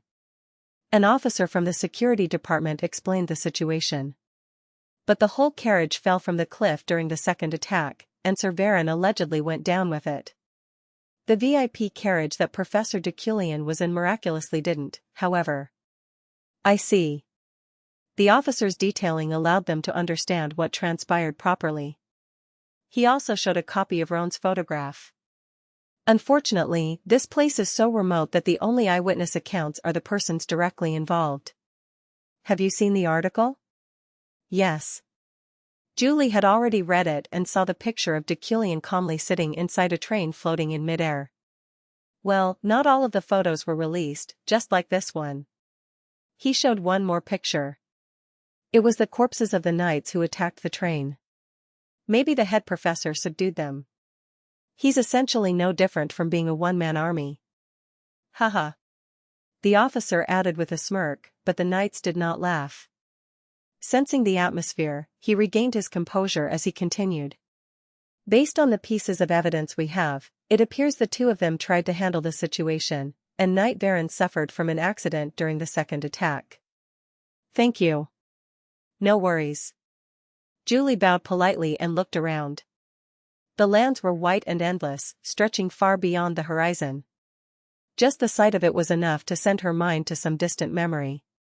Rockfell sat on the tracks and mumbled like he was sighing. That fool. He lived diligently, only to meet his end just by being an escort. Julie couldn't hear him, though. Her ears felt numb and vacant. She thought she was used to losing colleagues, but she kept remembering the poor life they lost. Without anything to his name, he rose from the bottom at a young age and pursued his dream tirelessly, and after his countless efforts, he finally saw the light of day. Julie asked the officer. Did he happen to leave anything? Unfortunately, he didn't. Then, the one behind the attack. That remains unsolved. In the first place, nobody's supposed to be blamed for whatever happens throughout one's journey to Bercht. The only victim of the incident is Sir Varen, too, which makes it difficult for the higher-ups to decide whether to investigate or not. It was an understandable concern. Julie nodded. My little sister. She heard a voice enter her ears, but she couldn't find anyone calling out to her. Surprised, Julie took out her wallet from her pocket, unexpectedly finding a crystal marble inside it. Julie hurriedly moved away from her position. What? I heard about the incident. That's why I called. When did you put this marble in my wallet? While you weren't aware, of course. Kakik. Josephine laughed. That aside, I heard a member of yours was attacked. Aren't you curious about the whole story? Are you saying you know the whole story? Of course. I'm the queen of high society. Many people out there would willingly give me anything if I asked for it. Josephine indeed had a lot of connections, which meant she could gather as much information about any topic as she needed. She could get her hands on and absorb almost all rumors in high society if she so wanted. Do you want me to tell you what I know? Julie was suspicious of her, but she had no external issues. On the contrary, Josephine's reputation was more beautiful than anyone else in this world. If it's illegal. It's nothing like that, so you better pay attention. First of all, the wizard family of the Riak kingdom is most likely to be behind the attack. At the conference 15 years ago, 2 of their heads were killed, and my guess is they wanted to get revenge, but not really on Deculein in particular. They were aiming for any head in the empire, and it just so happened that he was the one caught in that trap. As you probably can already tell, our world already has quite a lot of rumors about it. Julie was speechless. That would mean Varen was struck down blindly and was simply collateral damage. No matter how hard I think about it, though, there's something about it that I find strange. Roan was the one who requested Varen escort that train. Roan? Yup. Gallic has many henchmen, and among them is Rot's little brother. Rot's a businessman and my personal connection. Gallic. Roan. Rot. Julie frowned at the names. She knew none of them. You don't know them? Julie, you should at least know the name of. Julie looked at the knights around her as her older sister continued, finding them loitering around the tracks with knotted faces. Gallic. He's Glythian's real brother. Julie opened her eyes wide.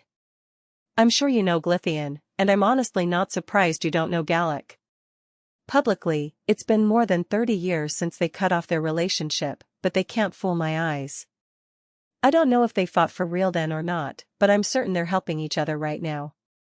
I'm not sure about Glythian, but Gallic definitely isn't above committing dirty deeds. What does Glythian have to do with this attack? I still don't know. I'm wondering why in the world would Gallic request Varen to be the escort on that train myself. That's what bothers me. Anyway, that's all I've heard. You know the price for this, right?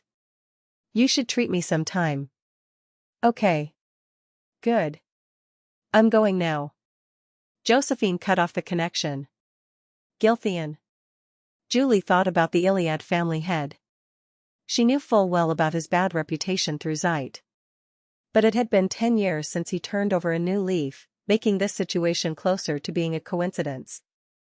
But what the hell happened there? Julie looked down at the cliff, causing rubble to roll down as she pushed it with her heels. At the bottom was a distant end of the fog-covered ravine. Her colleague's corpse was down there.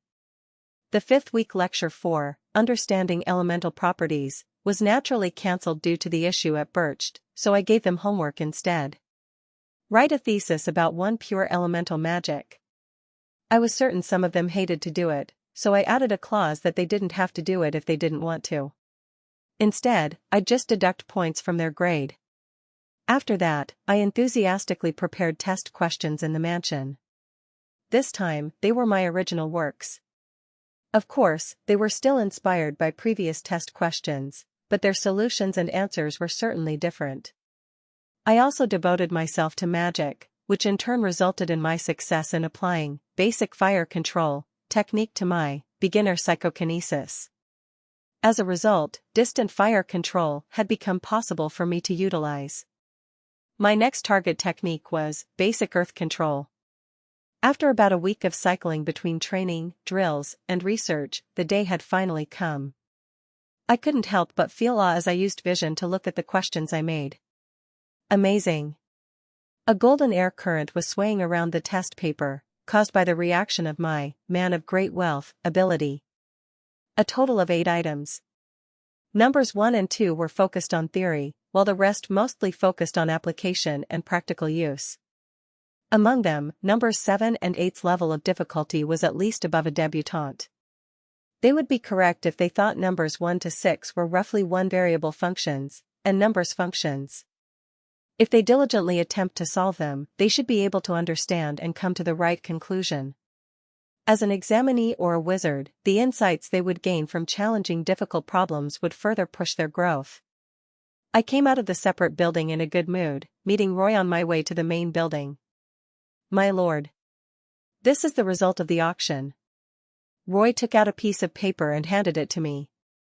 It was a check with the breakdown for the result of the flower vase of the master craftsman from the East auction and the payment deposit. It was sold at a really high price? The final bid was no less than 21 million. Of course, it would only be between 13 to 15 million elns after deducting commission, tax, and other fees, but it was more than twice what I expected. Yes. We asked the tower to analyze the petals' components, and we received good results. The petals are excellent for fatigue recovery and have beneficial effects on the skin. Thanks to that, the majority of the noblewomen participated in the auction. I see what you mean. Our earnings from it are enough to finance the mansion's budget, right? It is. Did you hear anything from Uriel? Yes. I spent about 9 million at Bercht, yet she hadn't called me in a week. Was she cutting me some slack? Delivery. You have a package, Count Deculein. A shout came from the mansion's front gate. I came from Bercht. The man shouting was enveloped by a grave aura. Looking at him closely, I noticed he had an adventurer's ID around his neck. Please sign first. Adventurers do deliveries, too? I asked while I approached to sign. Haha. We do anything as long as we're paid. I'll get going now. The box he left was heavy. My heart was pounding, inappropriate for my pride. Roy, go get some rest. Thank you. I went to my room at the main building, pretending that it wasn't a big deal, and confirmed my biometric information on the magic vault. As the box opened, I thought about many things. It had only been a week. The old man didn't make it half-heartedly, did he? Or was Deculein's blood too nasty? Despite having those concerns, I couldn't help but be captivated the moment the package finally revealed what was inside it. Rockaloc's Deculein cane. Description: a cane made by the master craftsman Rockalock, dedicating it to Deculein. For the exclusive use of Deculein von Grehen Deculein. Category: equipment superset of cane. Special effects: store a maximum of 500 mana. The cane itself functions as a supplementary circuit, naturally increasing the user's magical performance. Item characteristics: steel wood. Description: Increases the user's natural wood-related abilities and properties. The cane's body is made out of the highest quality of wood, providing it with immense physical durability and reinforcement. Self-study. Description. The cane studies, understands, and deciphers the magic performed by the user to help them use and cast it more efficiently. Aesthetic item. Description. This item's beautiful design is further enhanced by its ability to change its colors depending on the user's outfit. Blood of Deculein. Description. This cane's power excels even further when used for purging and exorcism. Its beauty and performance were already equal to that of an artifact, and that wasn't even taking its item characteristics into consideration yet. Rockalock took my characteristics from ancient times. Fortunately, he only included the good ones and filtered out the rest. This is only 9 million elms. Did I just get a huge discount? I fiddled with my cane, feeling the same way I did when I first bought a smartphone when I was just a kid. It was childish to be excited with just a cane, and my next class would start in 3 days. I had to prepare for my lecture. Of course, its format had already been set, and I already made a written proposal to borrow a classroom for the last class before the midterm exam, which was called Combined Magical Combat Training. Wednesday, the last lecture before the midterm exam. Ephraim arrived on the 5th floor of the tower. Today's class wasn't going to be held in Class A on the 3rd floor but the last floor. What else are we going to do? There were only 3 classrooms on the 5th floor. She held the doorknob of one of them and turned it. What greeted her made her jaw drop. Before her was an area so wide she couldn't see the ends of it. It had a hemispherical ceiling, a rectangular stage in the center, and even audience seats at the sides. It looked like a stadium. Wizards had already gathered in it and were causing quite the commotion. I-fi. The CRMC members, including Julia and Ferret, approached her. A group of commoners naturally formed around Ephraim, while her antipode was Sylvia. Nobles crowded around Sylvia, who was at the Bercht Conference, an extraordinary place. Ephraim glanced at Sylvia, while Sylvia didn't pay any heed to Ephraim. At exactly 3 o'clock, Deculein appeared at the entrance, causing the noisy chatters to immediately subside. He was as confident and noble as always, but he held a cane that looked excessively luxurious in one hand this time. He just went to Bercht. Did he buy it there? Welcome. Deculein headed to the middle of the stage, where he continued talking while looking down at the wizards. Today's class is magical combat practice. Participating in magical combat was inevitable for wizards. Even if they tried to avoid it, they would ultimately fail. The debutantes were nervous. Also. Clack. When Deculein snapped his fingers, the veil on the edge of the stadium lifted. Huh? What?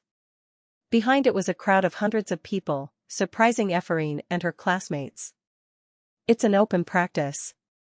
The wizards looked around in surprise and soon caused an uproar, but they were silenced when Deculein spoke firmly about the lecture's progression and goal.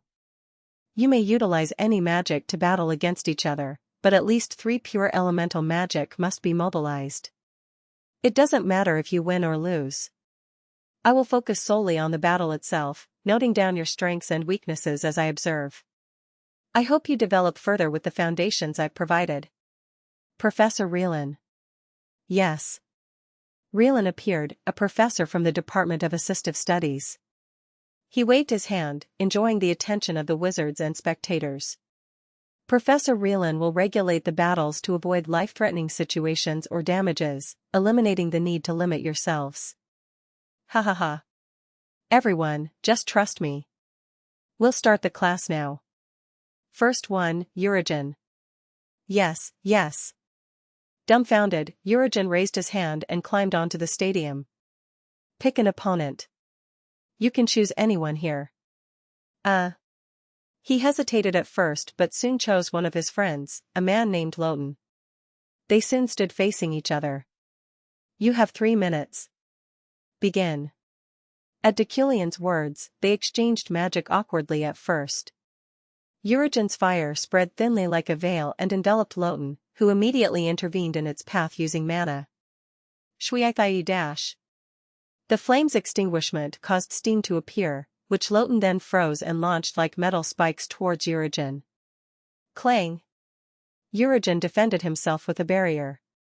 After their first clash, their awkwardness disappeared, allowing them to become serious.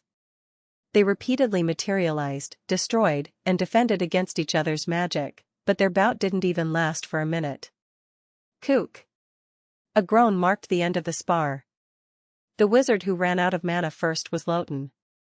Urigen wins, but remember, your scores depend on the process of the battle itself, not its outcome. Deculein took notes while monitoring the fights. No, to be more precise, his fountain pen was moving and taking notes by itself. Next, Beck. Beck, who Ephraim thought was an extremely wicked noble, smirked and chose Ferret. Ferret climbed up the sparring field in fear. Begin. The two fired out pure elemental magic, but the difference in their level was clear. Ferret's support magic couldn't even withstand Beck's destructive magic for 30 seconds. Beck wins. Next, Rondo. The matches progressed minute by minute. While focusing on the debutante wizard's battles, Ephraim was caught up with an idea revolving around Deculein's words, which kept bothering her. Pick an opponent. You can choose anyone here. The fights between wizards continued, causing electrical currents to thunder through the stadium and the ground to vibrate and tremble. Tiles rose, and metal surged up from flames. Even Ephraim couldn't help but be surprised by the electromagnetic gusts created by combining wind and electric currents. Watching the matches awakened her desires dwelling at the deepest parts of her mind. Next, Ephraim. Finally, having her name called, she went up to the stadium alone without choosing anyone. All the wizards were looking at her strangely, but she paid no heed to them. Can I really choose anyone? Yes. Ephraim dropped her gaze for a moment. She got a definite answer from this. I can choose anyone. Anyone. Don't take too long, Ephraim. Deculein pressured her, but something was blocking her ears and causing her insides to feel warm. She felt as if mana was coursing through her blood vessels. Ephraim slowly raised her head. I. She then stretched out her finger, revealing its scars and calluses that served as the proof of her hard work. Soon enough, its tip landed on her target. Head Professor Deculein. Her ultimate goal was to defeat him with her own abilities. Naturally, she knew she still had a long way to go. However, she wanted to determine the difference between them right here, right now, by sincerely competing against him. She didn't care if she was years too early to challenge him. She didn't care if their fight would result in her defeat. I just don't want to miss this opportunity. Everyone in the stadium looked at her like she had gone crazy. Even Ephraim momentarily thought the same herself. What? You crazy bitch. Hey you. Get down from there. Professor Rielan came running while screaming, but Ephraim lowered neither her arm nor her gaze. Naturally, Deculein didn't avoid her eyes. Ephraim went back to the winter 4 months ago, remembering her emotions when she first saw him. I choose the professor. As she uttered those words, she saw it clearly. A faint but twisted smile on Deculein's lips. Chapter 36. Get down from there, idiot. Rielan suddenly shouted, using more abusive language than Deculein. His reddened face was about to burst. Calm down, Professor Rielan. What? Oh. But. Deculein calmed Rielan down himself, then walked slowly and stood in front of Ephraim. I can, right? She had lost her rationality, but Ephraim still had doubts in her voice. I said you could choose anyone in here. I didn't impose any limits. Deculein shot his cane at the ground. Thud. The thundering echo and shockwave disheveled Ephraim's hair. However, I need to put myself in an appropriate disadvantageous condition. I won't attack you, and if this cane falls to the ground, it will be your victory. Okay. Ephraim clenched her fist as she nodded. Deculein stood on the opposite side of her. She could feel her heart beating like crazy. Regardless, for her, this was a moment of hope. It was as if the day she had been dreaming of had finally come. After taking a deep breath, she first imbued mana on her bracelet. Gusts of wind enveloped Deculein's body. Acceleration. Pure elemental magic could also be used for accumulating and accepting elements of the wind. People were often mistaken that acceleration worked only on the movements of one's body. However, it could also affect the speed of magic. The gap between firing magic could be shortened through it. Ephraim finished warming up silently. A battle between wizards was usually no different from a battle between attributes. Each person charged into battle with the element appropriate for their abilities or for countering their opponent. But Ephraim didn't need to do that. Her attribute was a vessel and not an element. Her bracelet itself was her attribute. It served as a catalyst that commanded magic, allowing all 4 elements to be used without penalizing her or reducing her performance. Huff. Ephraim conjured flames by casting Wind of Fire, an intermediate class magic. She then let it run wild around Deculein, trapping him in the scorching currents so thick he could no longer be seen. She then added earth properties to the flame, dropping particles of coal that amplified the flames and generated a high concentration of oxygen inside. Grrrr. Her incinerating magic filled the stadium, engulfing all magic flammable dust and oxygen, resulting in a series of oxidation and combustion. Dust exploded. Boom. Beginning with a single blast, dozens of other eruptions occurred throughout the air. Boom dash. Boom dash. Bam. Her magic was destructive enough to fluster even Professor Rielan. Even its intensity and heat were far more than what the faculty member expected. Boom. Ephraim had mastered calling forth such deadly mixtures of magic. Combining 3 properties, she created a bombardment of magic that maximized the power of the most destructive element, fire.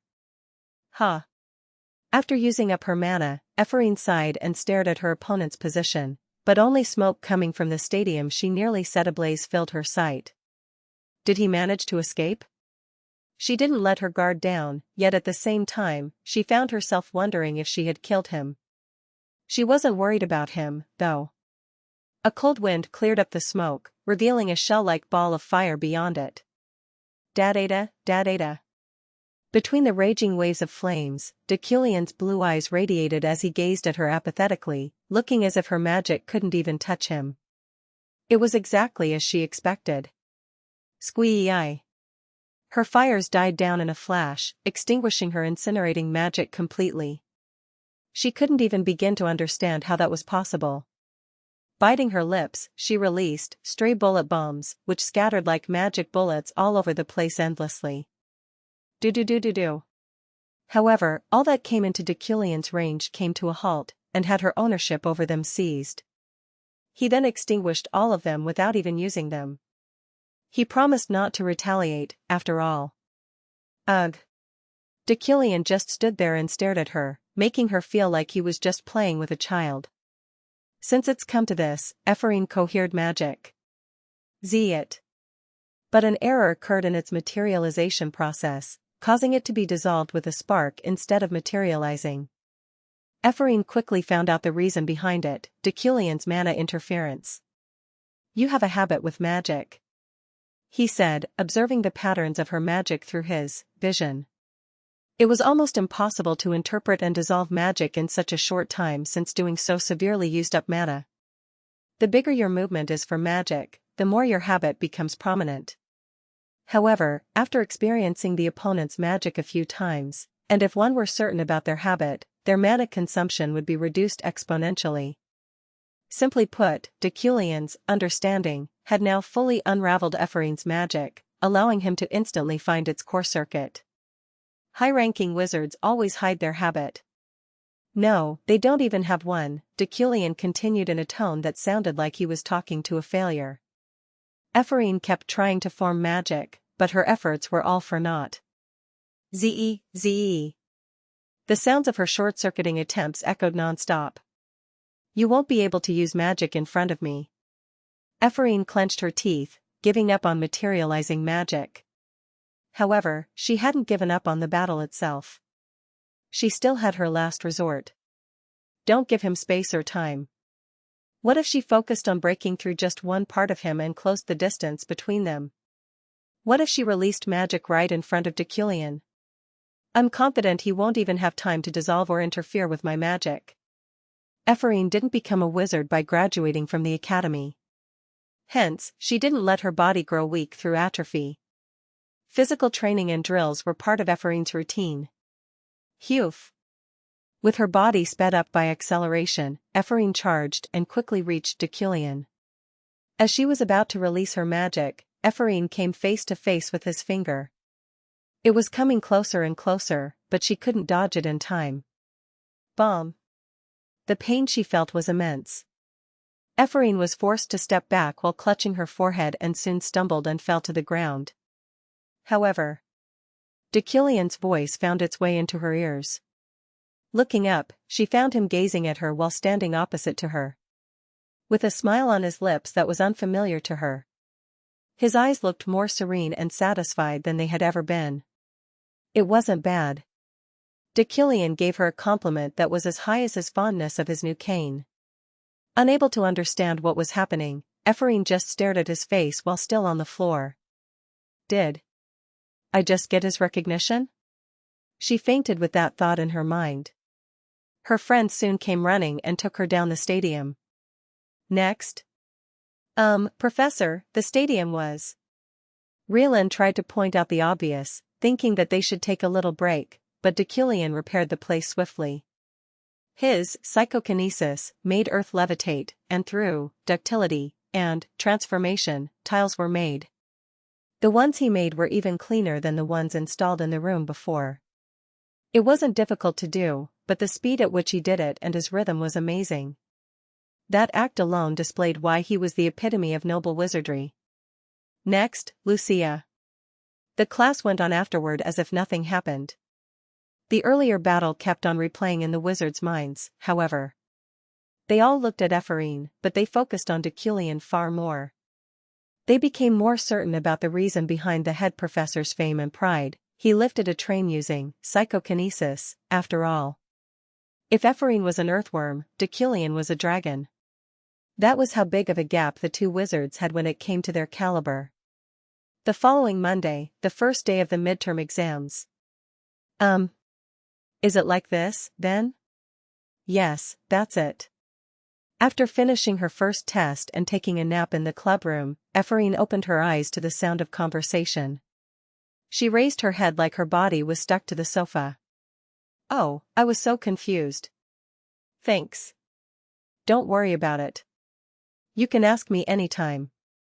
She found Julia with some guy, a gentle and handsome senior. Were they flirting?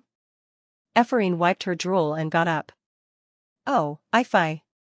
You're awake. You know I-fi, right?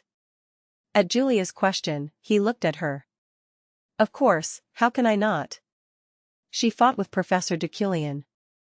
Drent, their senior, passed the promotion test last year and was in the same rank as Isolde. His great appearance and abilities made him famous among the commoner wizards, whom he didn't discriminate against. You're that girl, right? Oh, yes. I was asking him to look at the assignment Deculein gave. Its deadline is in 5 days. Huh? Wait, 5 days. Ephraim, scratching her head, noticed her assignment on her desk, making her remember that she fell asleep while answering it. Wait. No way. Did he peek at it? Drent, seemingly reading her mind, smiled. I didn't read it. It's not polite to, right? What? Oh, haha. Ha ha ha. Well, it's nothing like that. Ephraim returned her assignment in her bag. I can't be drooling like this. She only got 3-4 hours of sleep per day for almost the past 2 weeks, causing her to be a little out of herself. He smirked as he reached out his hand to her. Should I check yours too, Ephraim? What? Show it to me. I'll check it. Drent's reputation was well known. He was a hexagon wizard who had mastered 6 types of magic equally. Despite that, Ephraim shook her head with a bitter smile anyway. No, I'm fine. Huh? No, it's okay. I already checked Julia's assignment. No. I didn't write it well enough to show it to anyone. Julia, who had been watching the two uncomfortably, interceded using time as an excuse. Oh? It's almost 4 o'clock. Our next test is about to start. We'll get going now, but thank you, senior. Huh? Oh. Okay. Enjoy. The two went out of the clubroom. Drent is handsome, isn't he? Julia said while walking down the corridor. Ephraim shook her head. I don't think so. What? Why not? He's nice to all women. Ah, that's true. He'll be attending a public hearing this time, though. Thesis defense? Yeah. Thesis defenses were held about a week after the midterm exam. Senior students promoted from debutante to solda would present their magic theses to be evaluated by tower professors. To remain as wizards at the university tower, Ephraim and Julia would inevitably undergo the same trial someday. Ephraim muttered. I'm so jealous. He's a year ahead of us, right? Yeah. Oh, Sylvia might be able to do it within half a year. How so? She took a lot of classes. I think her only rest day is Sunday, which shows how crazy she is about magic. The tower elevator soon arrived. Both of them pressed the floors where they were taking their tests. Julia's was on the 4th floor, and Ephraim's was on the 11th floor. Ding. Arriving at the 4th floor, Julia waved and got off. I'm going. Good luck on your exam, Ifi. Yeah, you too. Good luck. Voila. As she yawned, the door opened on the 6th floor, revealing a blonde wizard standing in front of her. Sylvia.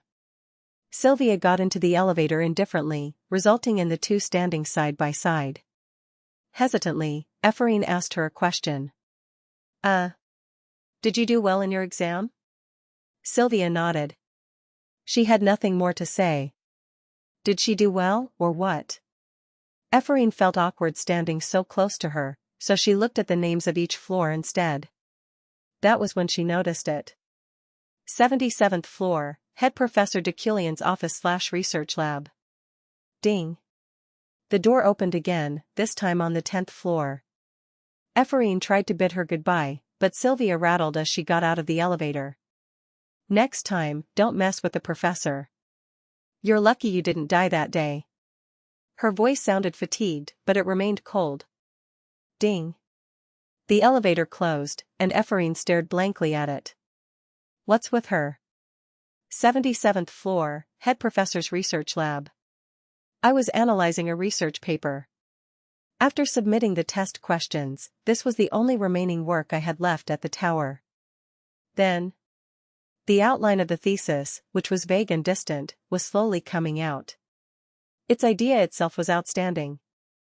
At first, it kept telling stories about wood, fire, charcoal, pencils, diamonds, and the like, but I finally realized its true point after studying it for a long time with the help of understanding. Its idea was related to carbon. The potential of the carbon element was so huge that if I succeeded in establishing it, I would be able to create a theological school about carbons. Of course, it didn't mean it would utilize the carbon itself.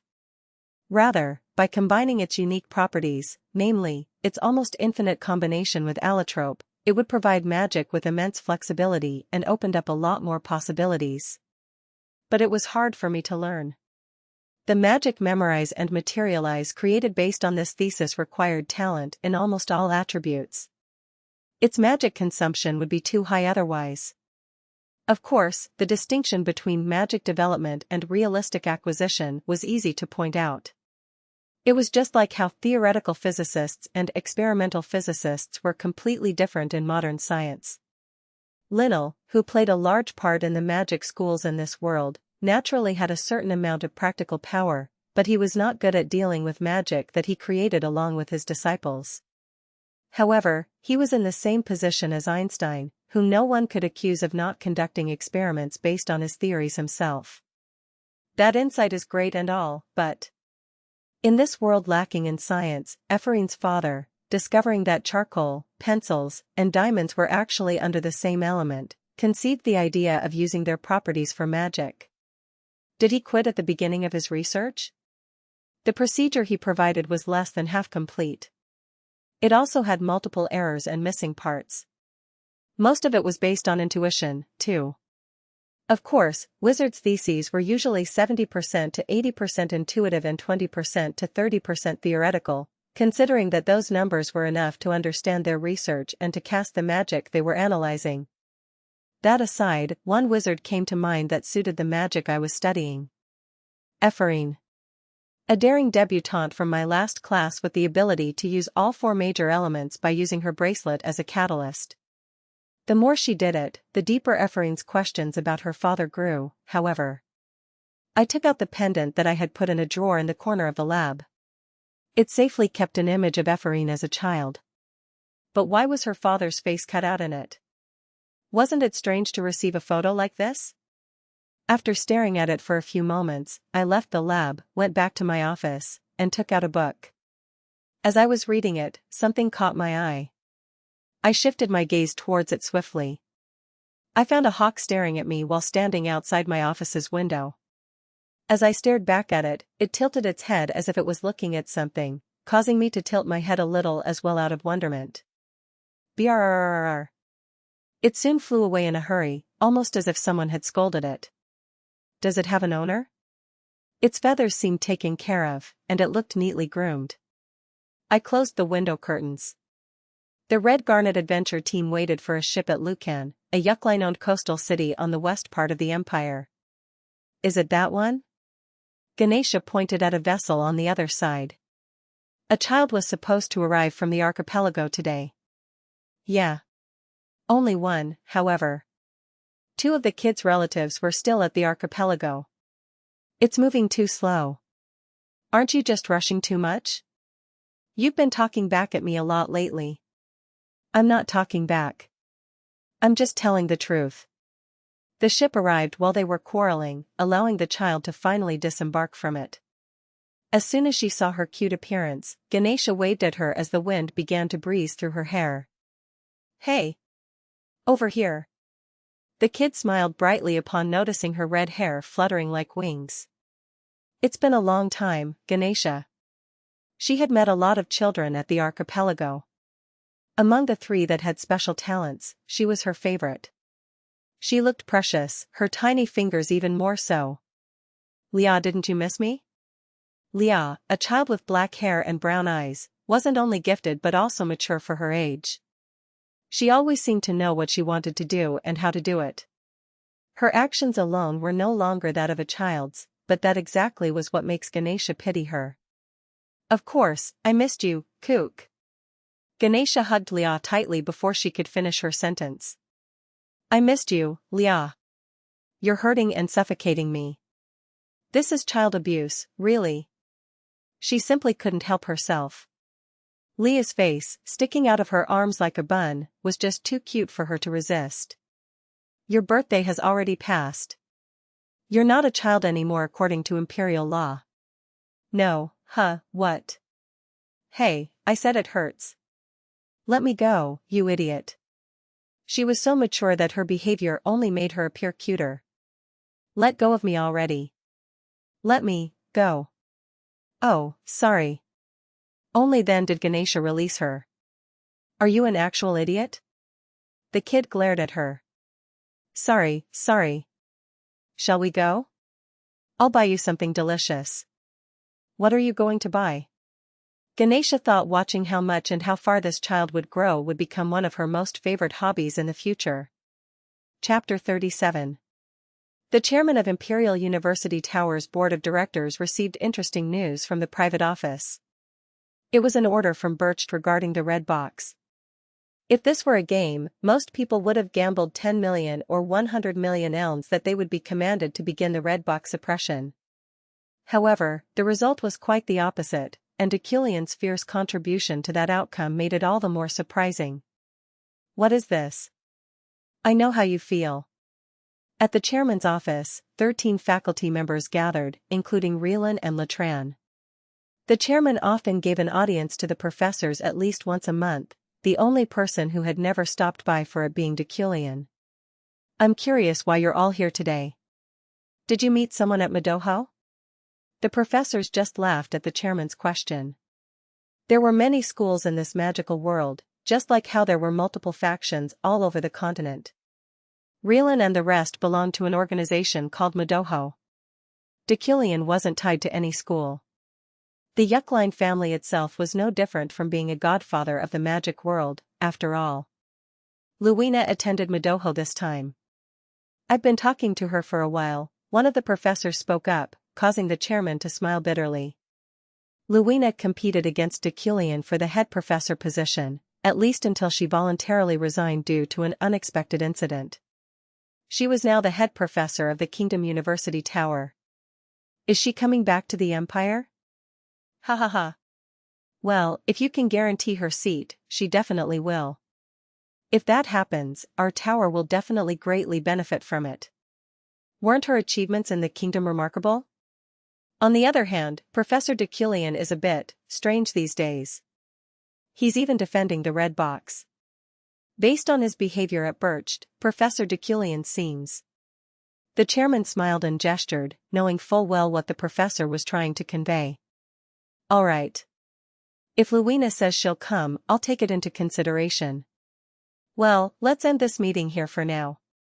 I have something to do today. Yes, Chairman. They were turned away positively, and the professors left the office with bright faces. Deep in thought with his chin resting on the back of her hand, the chairman pulled out some documents. Papers were flowing in since they were in the middle of an exam period. A lot of test questions, in particular, had reached her office. It wasn't his habit to rummage through them, but how did he make this problem? She was surprised by the exam Deculein prepared. She even felt proud of himself for being able to solve at least its last question. I don't think I can create something like this even if I used the other exams as reference. She wasn't joking around. Its problems were good enough to be used for the Solda promotion test. However, the chairman was not naive enough to think that Deculein made the problems himself. HNNGG. He's hiding it well this time. Who would it be? She mumbled in a small voice and grinned. Well, who cares? It's rather fun. Wouldn't he be flustered if she asked him about the test questions? Professor Deculein would look pretty cute then. I'd have to tease you later. Wednesday. The examination day for the 5-credit class. Since this exam was as important as the first 3 combined, Ephraim decided to go to the tower earlier than usual, immediately heading to the 30th floor, the entirety of which was reserved solely for their incoming test. She opened the door with the nameplate, "Examination Waiting Room," attached to it. Whoa. Ephraim was startled. It was only 8 a.m., but more than 100 people were already gathered. Their silent chatter stopped. Maybe because of the recent events, all eyes were on Ephraim. Ephraim's nickname these days was the Thoughtless Commoner, although she wasn't a commoner. Ephraim sat near Julia and the other club members. Ify, did you just wake up? No, I didn't sleep. She could no longer remember how many cups of coffee she consumed throughout the night. But that was how exams usually affected students anyway. However, due to her nervousness and the caffeine in her body, she couldn't fall asleep. However, she was more faultless now than before. Ify, do you want to look at my notes? I wrote down my discernment yesterday. Julia grinned. Okay, I'll show you mine too. The two exchanged notes, studying together until the clock struck 11 and Assistant Professor Alan came in. Good morning. I am Alan, the Assistant Professor. The midterm exam 4, Understanding Pure Elemental Magic, will start without roll call. Alan read the paper he had in his hand. Beforehand, I'll be providing you with some information about it. First and foremost, it will have no time limit. The wizards were taken aback for a moment. Alan also covered his mouth and stared at what he was reading suspiciously as if he said something wrong. Rather, the test's deadline is next Sunday at midnight, which is a week after the tower's exam period. The wizards became even more dumbfounded. It was currently Wednesday. If the deadline was at midnight next Sunday, that meant that they had 10 days to take the test.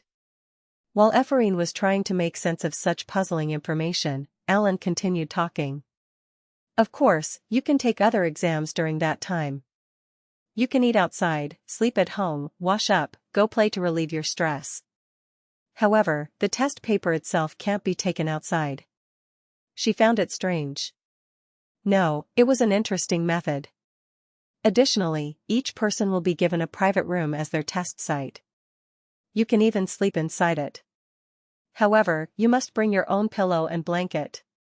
Bringing and eating food inside it is allowed. The same goes for bringing and reading books and theses. Moreover, this test allows open notes. Ephraim's eyebrows began to furrow in doubt. If the test was expected to last 10 days despite allowing them to look at their notes, how difficult could it be? No, could such a level of difficulty even be possible? Lastly, head professor Deculein left a few words of motivation. Alan cleared his throat and imitated Deculein. If ever someone gets a perfect score, I'll write a letter of recommendation as the head professor. Letter of recommendation. All the wizard's eyes widened at those words. He was a wizard above monarch. Among the 11 wizard ranks, he was at the 4th. No, maybe even at the 1st, regardless, the head professor's letter of recommendation was extremely valuable. This would be a bit of an exaggeration, but it essentially meant that they automatically passed the Solda promotion test apart from its interview. The wizard's enthusiasm burned up even though the test was very strange.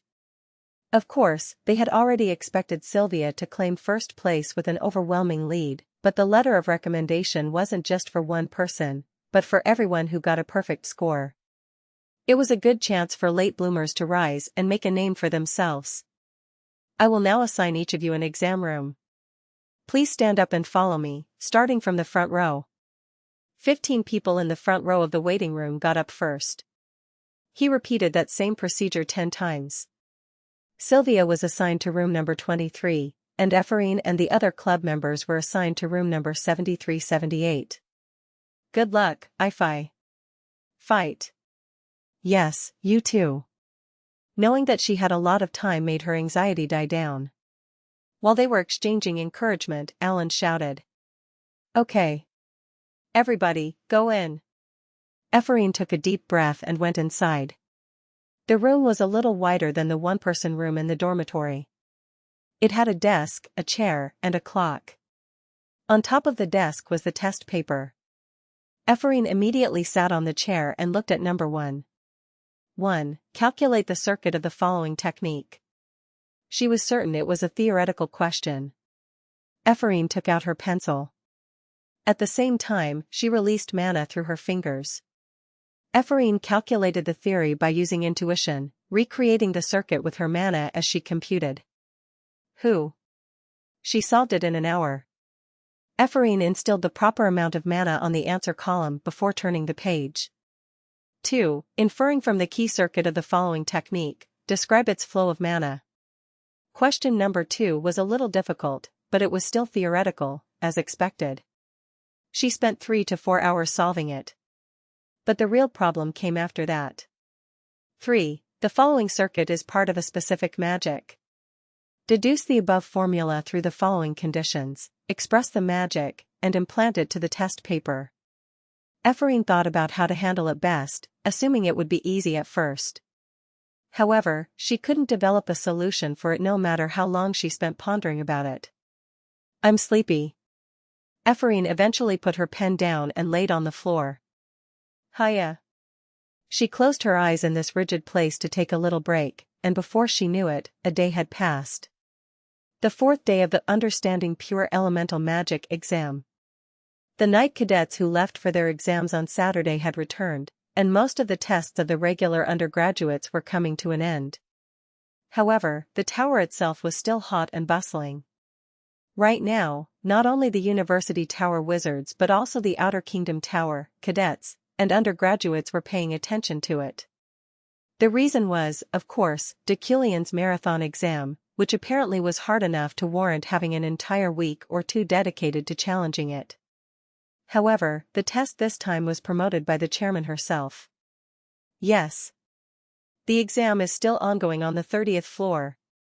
Thanks to that, many came to gather news materials, and the chairman came forward to respond to their queries.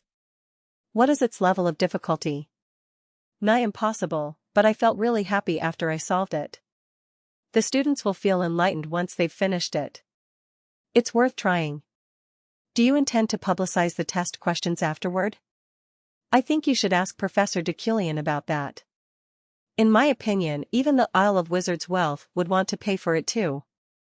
All sorts of people surrounded the tower.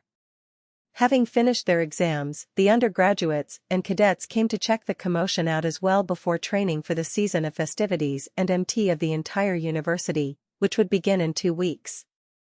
By any chance, can we get an interview? Are you a debutante? Please wait. The reporters grabbed the wizards and asked for an interview. Most of them refused, but Ephraim agreed in exchange for 4 cups of coffee and 3 pieces of bread.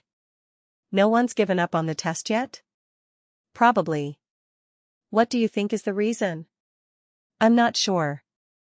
Ephraim drank the coffee without answering properly. The truth was she knew all too well the reason why they didn't give up. This exam was an extension of his class. Just like Deculein's somehow unfriendly yet friendly lectures, the test was leading them to growth. Review everything you've learned from Deculein as you solve the problem, use it arbitrarily, and comprehend the application. What do you think of the wizards discussing the test among themselves and leaking out the answers to each other? Ephraim almost spat out coffee at the reporter's naive question. Smirking, she shook her head. That's not possible. Wizards are very individualistic. And it would be too obvious if we did that. Magic and mana have their own characteristics, after all.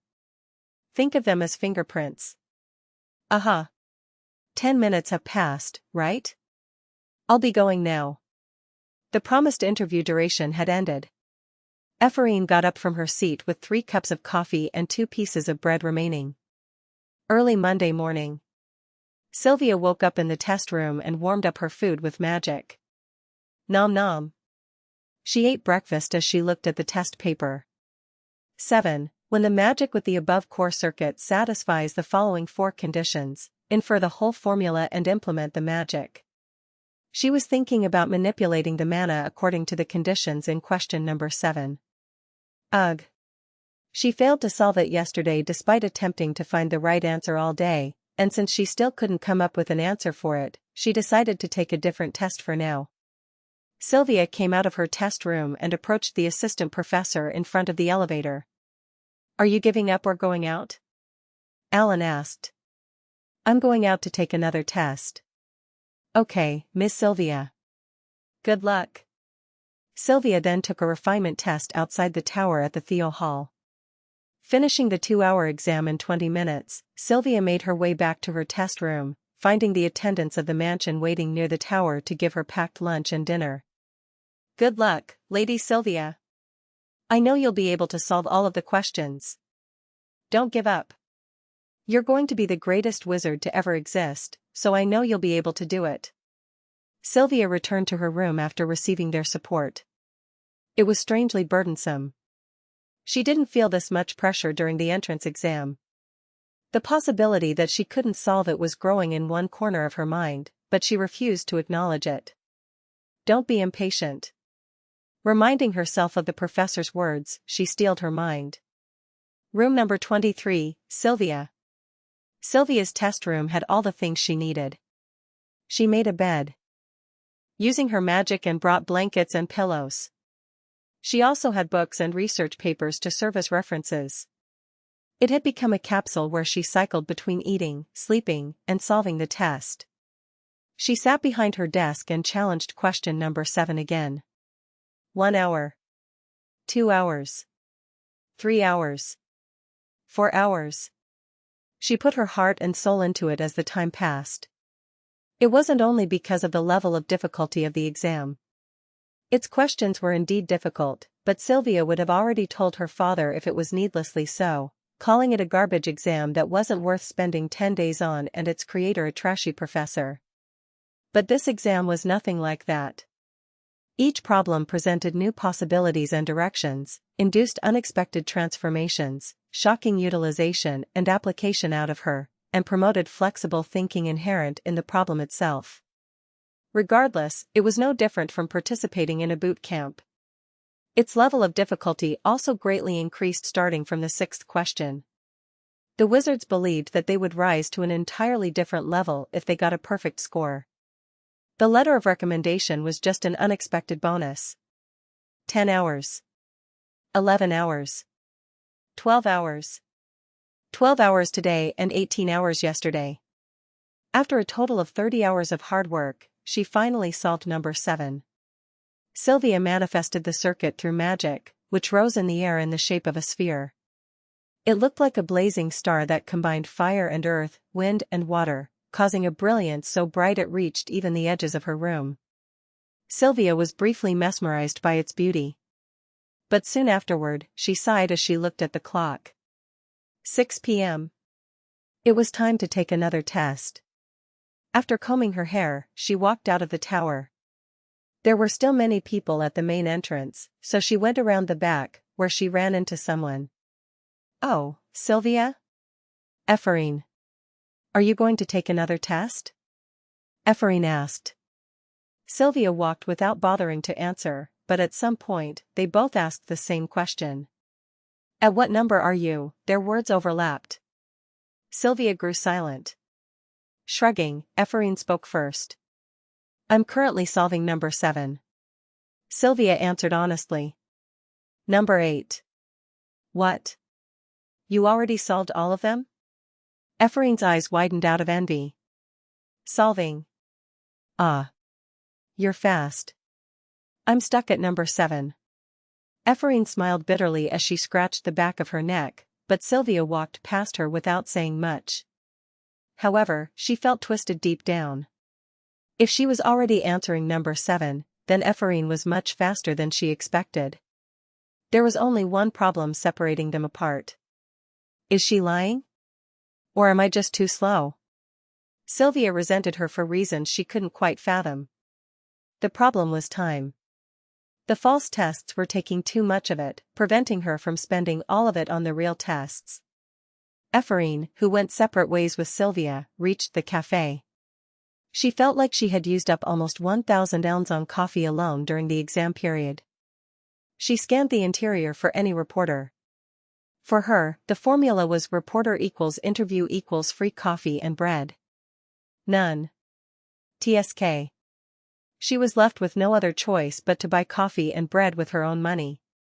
Sylvia's words came to mind as she sat down. Number 8. I've been stuck on number 7 for the past 2 days. During those 48 hours, she felt as if she caught an illness. She even cried out that she would quit out of sheer rage, but she calmed down and felt a lot better after finding a hint to the problem's solution.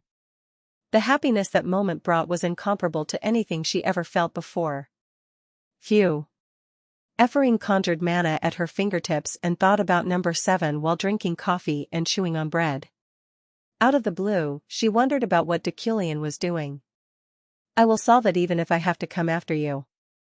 Ephraim walked out of the establishment as soon as she finished eating and went back to the tower.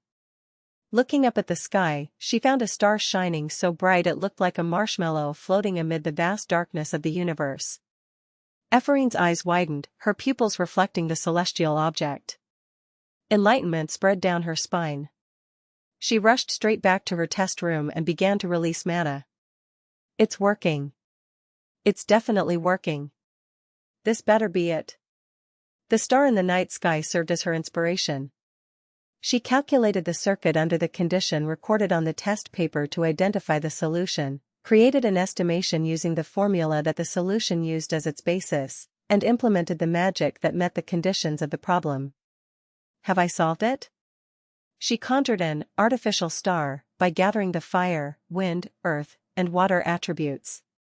The pure and gentle cohesion made Ephraim tear up without even realizing it. Oh, Come on. For 30 minutes, Ephorine's tears rolled down her cheeks ceaselessly.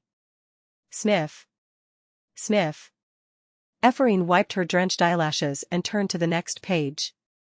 The moment she saw number 8, the last question, and its magical circuits and conditions that filled half the page.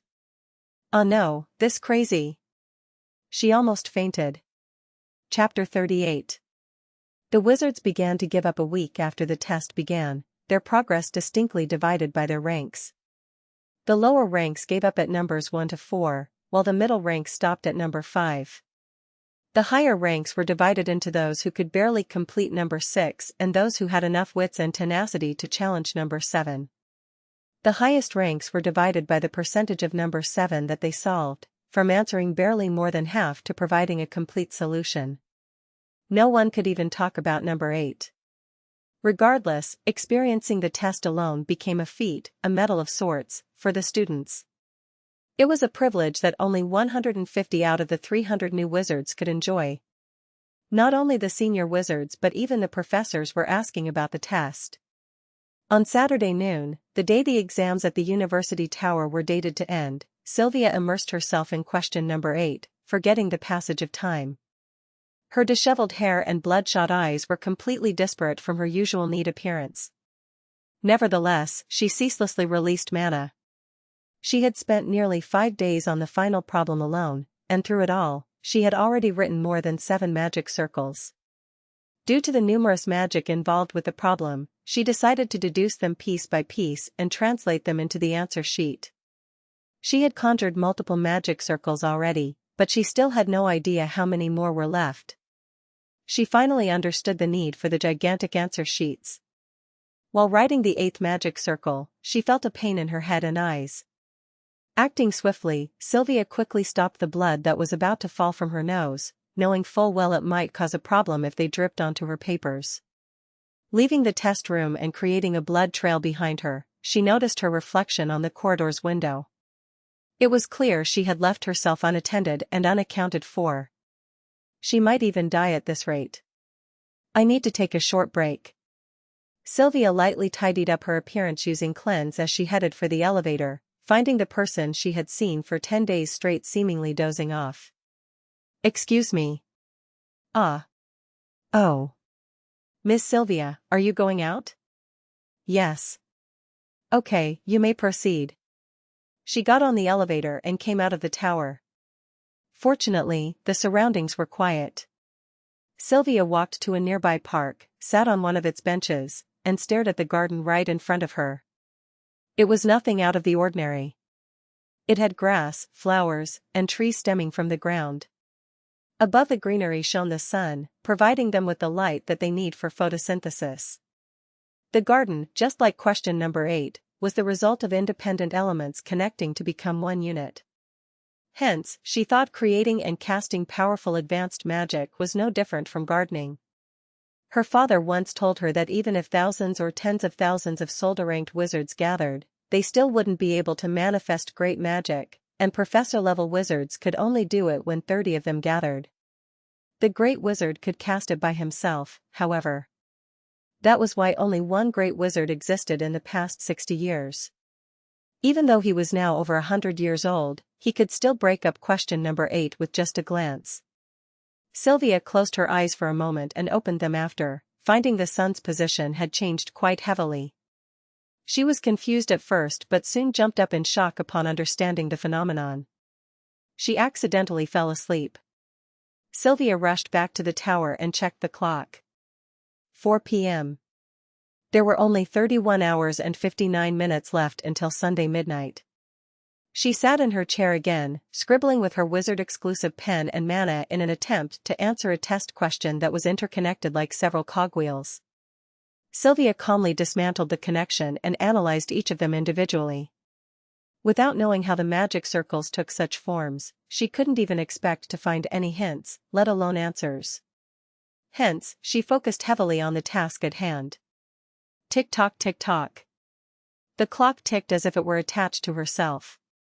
Meanwhile, she constantly consumed her mana, which surprisingly reached tens of thousands, to imbue her answers into the answer sheet, until finally. 11. A total of 11 completed answer sheets. She put them down on the floor, carefully examining their structure's order and combination. The magic circles imprinted on the paper perfectly intertwined from the first to the 11th core. Sylvia took a deep breath. She imbued her 150 hours worth of effort and mana into this magic.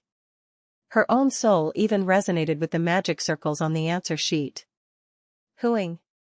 With her heart trembling, 80% of her mana was instantly consumed, and her test room soon completely changed. The magic that materialized extended over the walls and ceiling, creating an unfamiliar landscape that covered her room's entire space as it was separated from the rest of the world. Cypress trees and wheat fields stretched across the lands, and clear winds and intense starlight enveloped the skies. Vegetable gardens littered the hills along with windmills, while acres upon acres of sunflowers beautifully decorated the vicinity of a simple village. Deculein's genius materialized this space as a dedication to the young wizards who could solve all 11 techniques. Sylvia found herself mesmerized by the painting-like scenery filled with rich and dazzling colors. It was an art that made the beholder tremble stronger the more they were dazzled by it. Sylvia. A voice flowed with the wind. Turning her gaze to where it came from, her eyes widened. Amid the mystifying harmony of magic and art was Deculein. He wore his usual attire, which was perfect enough to make her wonder if it was magical. "Congratulations," he said, locking his eyes with hers. Kim Woo-jin's soul had a strong desire for art, at the very least. It was a passion that he couldn't abandon even if the world and reality themselves swept him away, a dream that guy helped keep. Although he couldn't reach his desired goal due to his lack of talent, eventually forcing him to push his love for the craft to the corner, Kim Woo-jin's memories of those days were combined with Deculein's characteristic, aesthetic sense. Having gained the artistic talent he desired, he ended up imitating the famous paintings that remained in his head, creating them in a world that wasn't Earth through illusory magic. The starry night, the road with cypress trees and stars, the sunflower, vegetable garden in Montmartre Hill. The maker of those paintings struggled with endless pain and sorrow. In the end, he was just a fleeting stranger who wasn't acknowledged in his lifetime, but his affliction between death and madness allowed the most primitive beauty to bloom inside him. The story of the painter named Vincent van Gogh was told through an entrancing and beautiful canvas that glowed brighter than his life ever did. Sylvia softly closed her eyes, the scene remaining in her vision even when she did, much like the warmth she felt on her skin. It was all magic. Even the colors were made of elements. The unfamiliar field seemed to be moving, swaying along with the winds, causing tremors, which soon turned into an echo, to occur within her soul as she stood there amid it all. After a brief silence, she heard his voice once more. "Thanks." Deculein uttered a word that caught her off guard. She didn't know what he was grateful for, but he sounded sincere. "Good work." Deculein couldn't reproduce it with his own magic, but he wanted to see it with his own eyes at least once. That was why he was grateful to Sylvia. He didn't know if she understood him, but fortunately, she nodded as if she did in her own way. Sylvia turned around again and left her body to the magical landscape, enjoying its light, breeze, scent, vibrant colors, and calming movements. Not long after, she felt warmth flowing down her cheek. A single teardrop fell, the one that she had kept inside her since her mother's death. Deculein had already left by the time she turned around after wiping it away. She was hoping to return his thanks. Knock knock. Alan opened the door of a test room filled with the scent of sweet coffee, finding Ephraim inside. It made him feel dizzy. Her answer sheets, imbued with multiple magic circles, were sprawled on the ground. It was an approach close to Sylvia's, but it resulted in failure in the end. Debutante Ephraim. "Time is up." Ephraim flinched. Looking up, she saw Ellen. Is that so?" She scratched the back of her head and smiled bitterly. "That's too bad." Alan just smiled in return. "By the way, assistant professor." This test question, Ephraim hesitated, sounding embarrassed and regretful. Yes, I'll give it to you. Professor Deculein told me to do so. He'll send a new set of test papers along with a magic vault." However, we will need a drop of your blood. There were a total of 4 people who solved the problems up to number 7, but there were only 2 who filled it in 11 days. Ephraim was one of them. Hence, she deserved to be rewarded. Phew. Thank you so much. She got up with a sigh of relief, then collected blood. Afterward, she took all of her belongings with her, including her writing instruments and clothes, as she left the test room. Alan saw her off to the elevator at the tower. You've done well, Ms. Ephraim. Thank you, Assistant Professor Allen. For the test paper as well. Ephraim bowed so deep the bag she was carrying on her back fell on the top of her head and came up. Hee hee. It's okay. Alan laughed. The test paper will arrive in 3 days. Feel free to solve it any time by then. I'll also enclose 10 magic answer sheets with it. Ah, really, thank you so much. However, don't bury yourself in it. Ding. The elevator arrived just in time. What you didn't learn now, what you haven't realized, you will sooner or later. The day will come when you'll be able to solve it all. Trying to solve it every day might prove too hard, so I suggest limiting yourself to once a week. Alan looked like he didn't know what he was talking about, but Ephraim nodded and smiled brightly, understanding the gist of what he meant. Her smiling face looked bright. Yes, I'll try to solve it at least once a week. Okay. Alan watched her with envious eyes for some reason. Take care. Ephraim waved to the assistant professor until the elevator door closed. However. Ding. When the door closed, her smile quickly disappeared. Blood flowed from her molars after biting them all day that they almost fell out. Huh. She buried herself in the corner of the elevator. She shook her shoulder like that and punched the wall of the elevator. Ding. Ugh. She thought the elevator was broken, but its doors opened normally. It was already midnight, but many wizards took the elevator from the 25th floor anyway. It was the Solda wizards who were under the professors. No, they were more like slaves than wizards. Ding. The elevator stopped again on the 21st floor. Ding. It did so once more, this time on the 19th floor. Ding.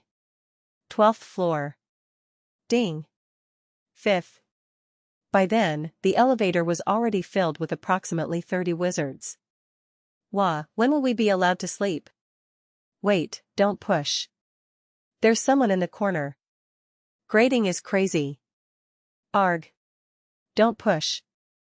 If we don't do all this, we'll get another complaint, though. Save me. Ugh.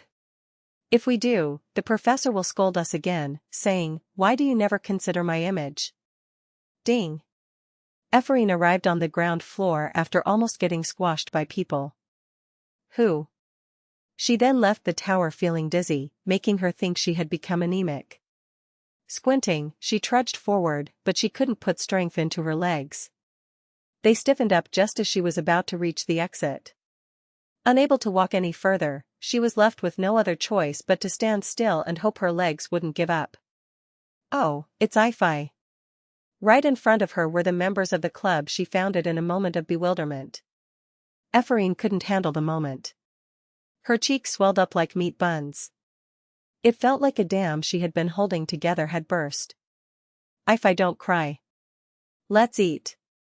Roahawk boar is being prepared in our restaurant. Roahawk. Her friends approached her first, who was standing vacantly, then they walked out together. I won't give you any if you cry. I'm not crying. When did I cry? Darkness fell on the usually bright palace of the imperial family. The emperor changed into a black and white attire as the royal palace gates were tightly closed.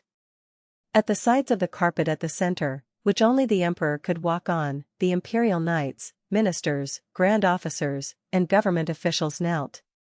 Creebame sat on the throne, but he couldn't be seen without a veil. He wished to have a swift passing. Silence permeated the throne hall, but it wasn't silent enough to make his breathing hearable by his subjects. The subjects and the knights managed to hold back their tears, but the sounds of their whimpers leaked. The emperor wouldn't see the end of today.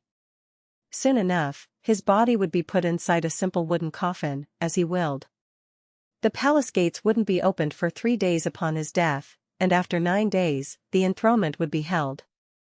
The heads of the families would gather as the representatives of the sons and daughters of the kingdoms the empire ruled over. The emperor's death wasn't far off. Sofian Ekater August von Jagus Gifrain, the first in line to the throne, was pondering in her inner chambers. "Your Highness." Sofian's knight, Chiron, called out to her. She set her gaze upon him, her crimson pupils sinking languidly between her narrowed eyelids. "Shouldn't you call me Your Majesty now? Your Majesty has not died yet." Sofian burst into a smirk. "No, it's already been more than 6 months. Chiron pulled out documents and handed them to her. "This month's homework." "Leave it. It's homework. You always only carry your load. So frustrating. Please solve it. This exam's popular these days." Sofian, who was sure to succeed the throne, had a talent in all fields. Holding a sword, she could ascend to Valhalla. Becoming a sage wouldn't be far-fetched either if she equipped herself with books. Naturally, if she decided to study magic, she could challenge the great wizard himself for his title. The problem was her laziness. Already past the age of 20, Sofian showed no enthusiasm in any field. Even so, she had no gaps. She could easily grasp and cope with any situation. Devoid of any emotion when making decisions, she prevented herself from making any rash and hasty judgment. Sofian made it a point to separate her personal and professional life. Needless to say, she already had the qualities of an emperor set to become far superior in all fields than Primienne. Sofian looked at the papers given by Chiron. "So, it's magic." "Yes." She then saw the author of the exam. Deculein von Grahan-Jucklein. "You know him?" "Of course. He's the one who defended the red box at Bercht, making the entire conference feel uncomfortable. What is even going on in that guy's mind? Why is he suddenly defending the red box? He's never been known to have a good reputation in the first place." Chiron smiled bitterly. She threw away the document without saying a word. "You should still read it, though." "Why?" "It was auctioned at the floating island, with its worth reaching 30,000 elms." "Why?" "It was sold in limited quantities. Even Lord Gor and even Lord Sopier have read it." "Why?"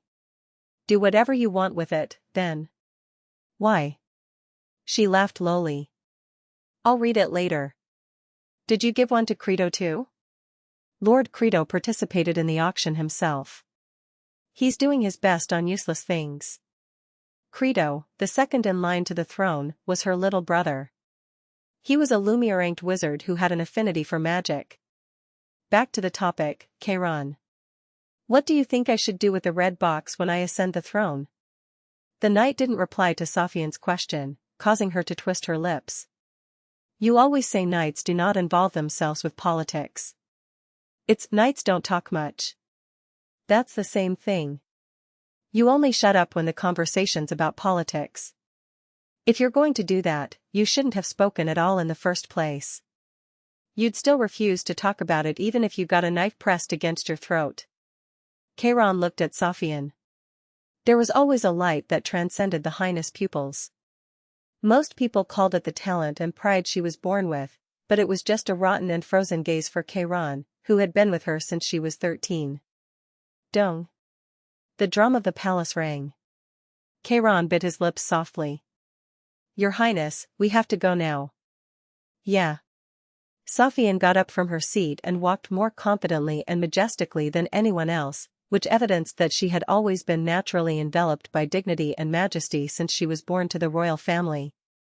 Chiron, her knight, followed her powerful steps. Chapter 39. The Isle of Wizards' Wealth was a floating island 1,500 meters perpetually above the sky. It housed a community of magic and magical engineering. It was the home of many bright minds that led magical research, making it not that huge of an exaggeration to say that the Isle of Wizards' Wealth produced all magic on the ground. Additionally, it was an independent zone where a wizard could express their individualism to the extreme. Aside from rare exceptions, only wizards were allowed to enter. Moreover, those ranked below monarch were required to buy entrance tickets, which cost 1,000 elms. More than half of its population worked at the periphery of the Magizian, located at the center of the island. Simply put, Magizian was an ark with magic and knowledge so vast it would allow humanity to rebuild civilization within a century even if the continent itself was destroyed. The makers of the floating island were, in a way, fanatics, considering they tried to record and collect all the magic in the world and even created an institution with the most positive disposition for it. One of the highest honors that exceptionally talented wizards could ever seek and attain was engraving the magic they created on the cell, the highest floor of the Magizian. At this moment, an auction was ongoing at the Magizian's VIP academic auction house. Currently, a total of 1,205 people have bid 35,000 elms. Hence, we will start the re-auction at 36,000 elms. The Isle of Wizards Wealth auction didn't sell goods or treasures. Rather, they presented documents, and among them was the Understanding Pure Elemental Magic 1-8, the questionnaire for one of the midterm exams at the Imperial University Tower. We will start the re-auction at 37,000 elms. The number of wizards who participated in it, including those from faraway lands, easily reached 10,000. But the hall was extremely calm. There was no unnecessary chatter, screaming, politics, and the like. There was only the sound of writing so faint that it seemed as if even the pen was whispering. I see. 40,000 elms and exactly 1,000 people. The final result of the auction is 40 million elms. The exam that Deculein made drew the attention of the wizards at the floating island due to its level of competence and difficulty, as well as its artistic reward given upon answering all 8 questions correctly. To be fair, however, it wouldn't have been a viable product to sell in any other place. We will be distributing the test papers after drawing blood from each person. Through that procedure, the auctioneer would be able to ascertain that only the buyer themselves could solve the paper. It was a simple but efficient security mechanism, and it was the foundation of the magical rights system. In their lightly populated wizard community, that system was strictly implemented even in the den of lawbreaking wizards. Their protection only lasted at least a month to 15 years at most, however. Naturally, the higher the class of magic and documents, the longer their protection period lasted. In that regard, Deculein's test was highly regarded, gaining 3 years of protection. We now adjourn this auction. The event ended quietly. Credo, the second in line to the throne, remained in his seat until the end. He then stood up satisfactorily and looked at the list of the successful bidders. Oh ho, I can see the names of some addicts. Is it that famous? He asked Fassbender, the knight beside him. He wasn't a wizard, but he was able to enter the floating island as a royal escort. According to what I've heard lately, yes. Adrian also released a statement about it. After such a long time, Deculein, reputed for being a genius in technique interpretation, has shown us his talent yet again through his exam's last question. Number 8's problem itself was already a piece of art. Those were the chairman's words. Even Roxas, an addict who evaluated and solved the exam's problems in advance, spoke very highly of it. The addicts, who resided on the 10th floor of the Magizian, were obsessed with all things magic-related. They evaluated the value of magical products and creations, investigated and managed the performance of wizards around the world, and observed one of the most important trials to ever exist, the promotion tests. Really? If so, then it must be interesting. Credo grinned and moved to the room of successful bidders.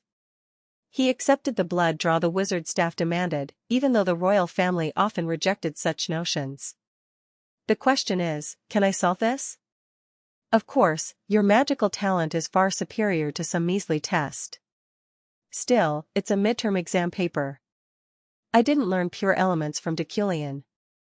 You'll do fine. Only one person got a perfect score among the 150 examinees. Well, it doesn't matter if I solve it or not. He didn't care about the outcome. New problems were always welcome. No matter how hard it was, if it were fun to solve and could grant him magical enlightenment, then it would be satisfactory enough. I have to go and solve this. Fassbender, prepare an answer sheet. You mean right now? Fassbender hesitated for a moment upon hearing his words. He simply smirked and nodded. I know this isn't the right place and time, but it doesn't matter. At this point, this is tradition. Also, since I met him once last month, I should send him a letter. The exam paper was prepared just in time. Credo accepted the thick bundle of paper and smelled it. They always smell good. At that moment, a tall, attractive man appeared on the other side of the hallway. He was clearly approaching Credo, and Fassbender instinctively blocked his way. Deculein von Grahen-Jucklein. His body seemed far more forged than most knights. That was made even more evident by the way his suit outlined his figure. He looked at Credo. It's a great honor to have the prince himself purchase a creation of mine despite its faults and flaws.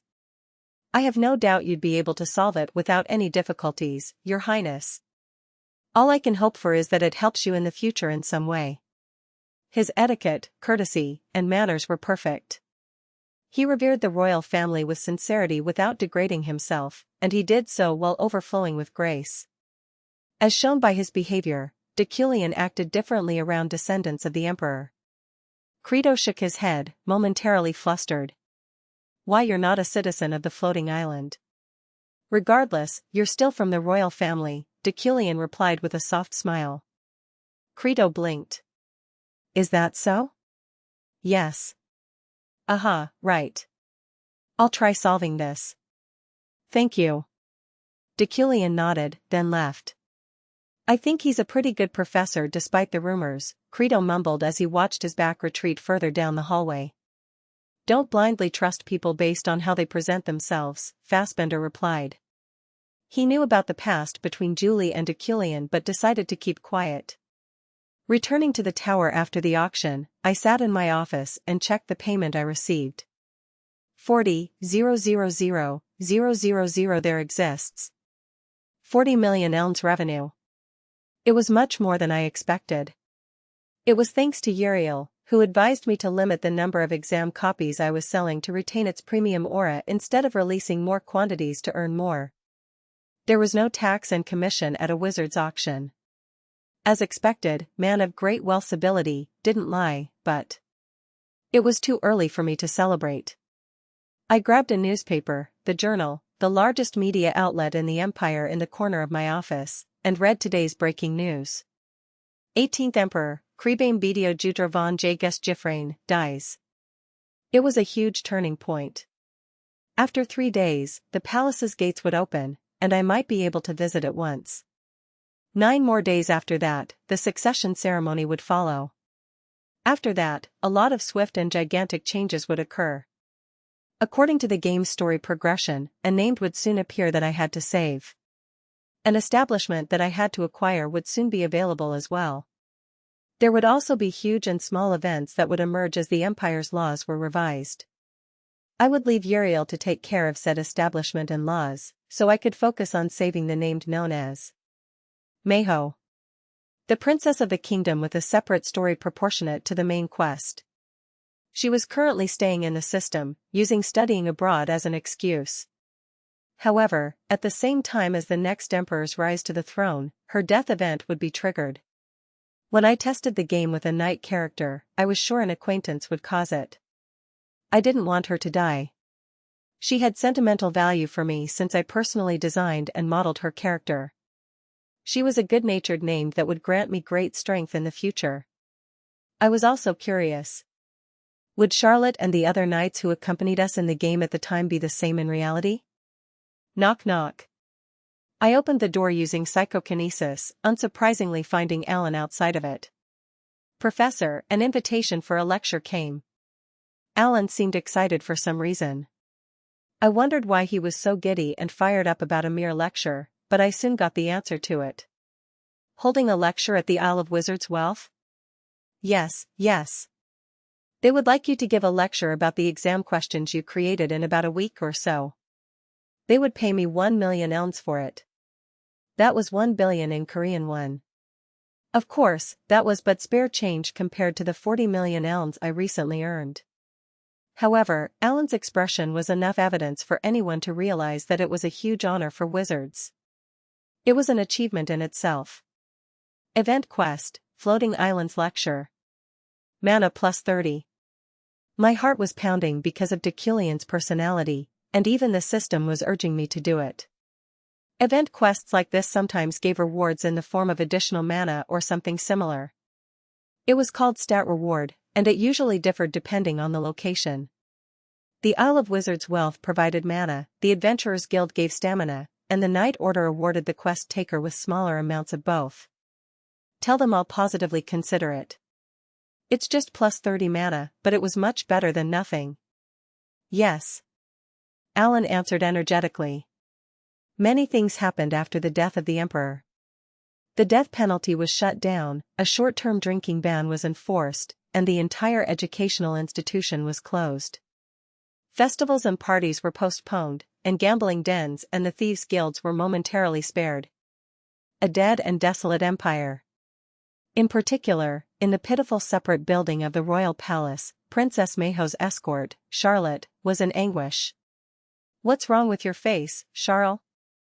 the beautiful jade-green-haired princess asked. While enjoying tea on the balcony, she smiled at Charlotte. "Princess, you shouldn't be so worried. I also know about the situation. If my eldest brother loses, his subjects will try to use me, right? If my second brother loses, then his subjects will do the same." Mayho had unique brothers. One was second in line to the throne, and the other was third in line to the Ryok kingdom. When they first came to study in the empire, they were fifth in line to the succession of the throne, but they fought and rose to their current positions. You'd rather fight the two to the death instead of letting that happen. That's what you're thinking, right? I know.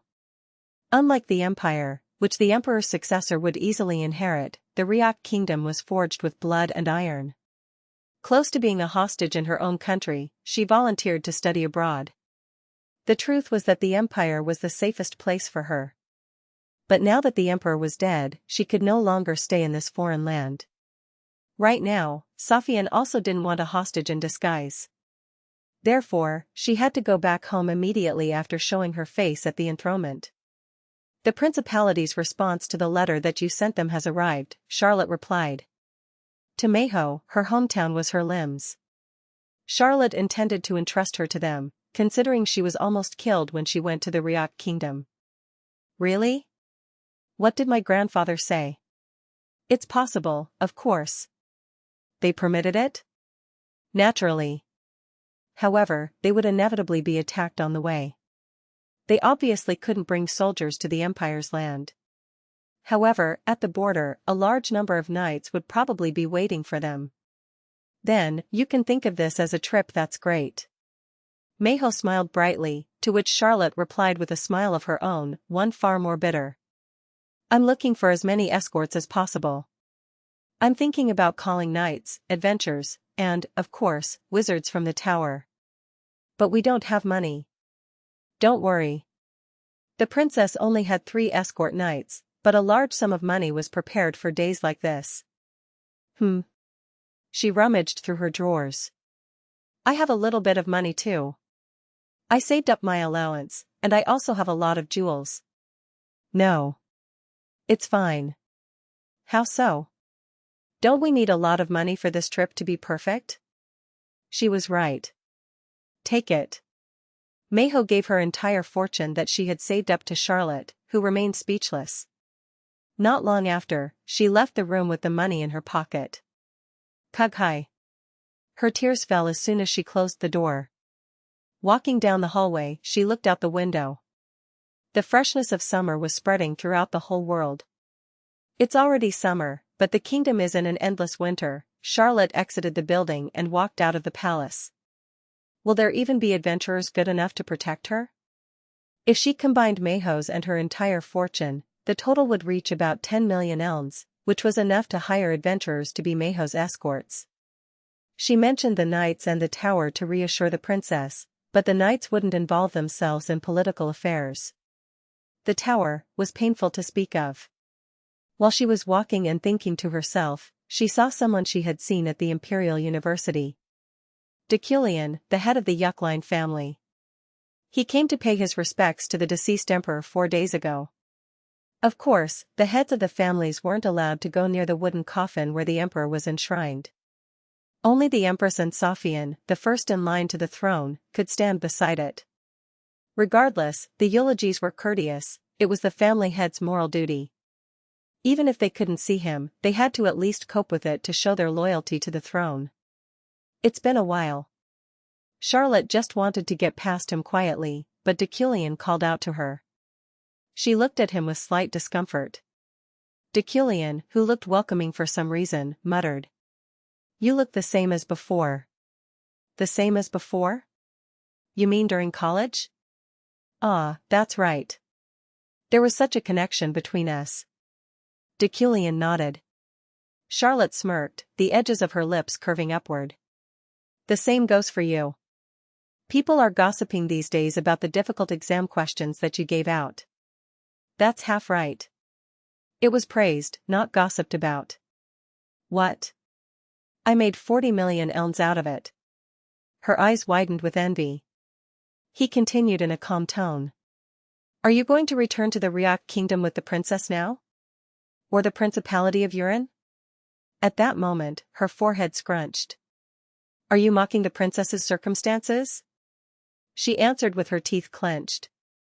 We haven't met in a long time, and today is supposed to be spent grieving, so it would be best if you avoid uttering such harsh words. Take this. He took a small bead, a crystal marble that allowed communication, from his pocket, but Charlotte didn't take it. What is it? A line that you can speak to your siblings with. What? She was suspicious of it, of course. He looked down at her indifferently. Charlotte, how close were we? We weren't close enough for you to call me by my name, at the very least. I also have animosity towards Ryak. Those were the only words Deculein said, knowing full well that she wouldn't believe him if he were to tell her he had seen the future and that he had known her through a monitor. In the first place, in the game settings, Ryak wasn't a great country. On the contrary, it was beyond help. It's just a matter of time before they screw themselves over. Get lost. Deculein's eyebrows furrowed as he dropped the crystal ball carelessly. Do you still have time to be picky about people? Or, at the very least, do you really have the luxury to nitpick about people who'll be protecting your lord? The bead rolled over the ground. Well, proceed as you please, then. Deculein passed Charlotte. The princess's knight didn't even look at his back. Regardless, he walked more confidently than anyone else in the world before stopping abruptly, his eyes looking at it. The crystal ball rolling on the ground. That was how I met Charlotte. There was a way to save her whether or not she used the crystal ball, but the opportunity would present itself only after the enthronement anyway. Hence, right now, I had to focus on a far more pressing matter. Hugh. Alan, who was next to me in the Isle of Wizards Welf's waiting room for lecturers, took deep and nervous breaths. His behavior dumbfounded me. Alan wouldn't be the one giving the lecture. Why are you nervous? What? I'm sorry, Knock knock. The door opened. A wizard wearing a robe entered the room and addressed me. Please finalize your preparations for your lecture, Professor Deculein. Okay. I fixed my clothes and got up from my seat. At the Magizian's second floor, I stood in front of the lecture room's door as instructed by the wizard who fetched me. I read the plate that was attached to it. Monarch rank Deculein, lecture on understanding pure elemental magic, test paper included. I'll be waiting in the back. If there's a problem, feel free to call me at any time. Alan stuttered, his face reddening even further. I replied with a nod and opened the door. Stepping up to the podium, I looked at every face that attended my lecture. Strangely, there were a lot of familiar faces. I saw Professor Rielan and the other professors, as well as Sylvia and her fellow debutantes. There were a lot of people from the tower. But the person who caught my eye the most was the one staring intently at me while laughing ominously for reasons I couldn't even begin to guess. The chairman. I got on the platform without even looking at her. Nice to meet you. Chapter 40, there was a numbering issue prior. Nice to meet you. The audience grew silent. My name is Deculein, the head professor of the Imperial University Tower and a monarch-ranked wizard. As always, I started my lectures with an introduction. My lecture will last exactly 2 hours, through which I will be discussing its main focal point, the pure elemental magic test that was auctioned last week. I had already prepared the contents and flow of the lecture a week ago. The problem was, there was a good chance that the lecture wouldn't go my way. As soon as I started. Kakeek. The chairman's laugh irritated me.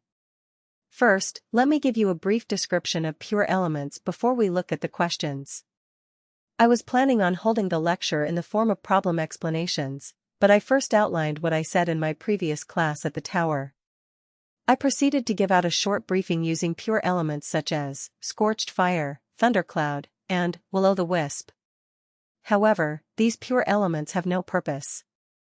They only gain magic affiliation according to the aim of the wizard that implements the element. You have to be aware of that. Most people would have their brains twisting upon thinking about pure elements and magic affiliation together. Simply put, it was like drawing 2 images with both hands simultaneously. Drawing one at a time was far more efficient. Let's put aside numbers 1 to 5 for now and take a look at question number 6 first. The aforementioned problem came up in the air. It embodied the magic, bitter cold fog, in which 3 pure elements were combined in perfect harmony. But, the core of my lecture was numbers 7 and 8, so I only explained the gists adequately and moved on. Or at least tried to. I have a question. Someone raised their hand. As I had expected, it was the chairman. Question. Question. She jumped up and screamed like a nightingale, making her impossible to ignore. I paused for a moment and looked at her. Go ahead. Yes. The head professor emphasized the distinction between pure elements and magic affiliation. The chairman radiated mana and drew a magic circle in the air. What should we do if we want to affiliate the magic in number 6 with the best destructive magic compatible with it? I looked at the chairman for a while using understanding. 3 seconds was enough. I added a core circuit to his magic, a straight line composed of 28 strokes to form explosion. That will freeze and injure the enemy at the same time. Oh? I see. That's right. Oh, thanks. The chairman blinked as she collected her mana and sat down. Now, let's look at question number 7. I made question number 7 hover in the air. Artificial star, mobilized water, wind, earth, and fire elements. While I was explaining it, the chairman rose again. Professor. I have a question. As you said, there are 2 core circuits in number 7.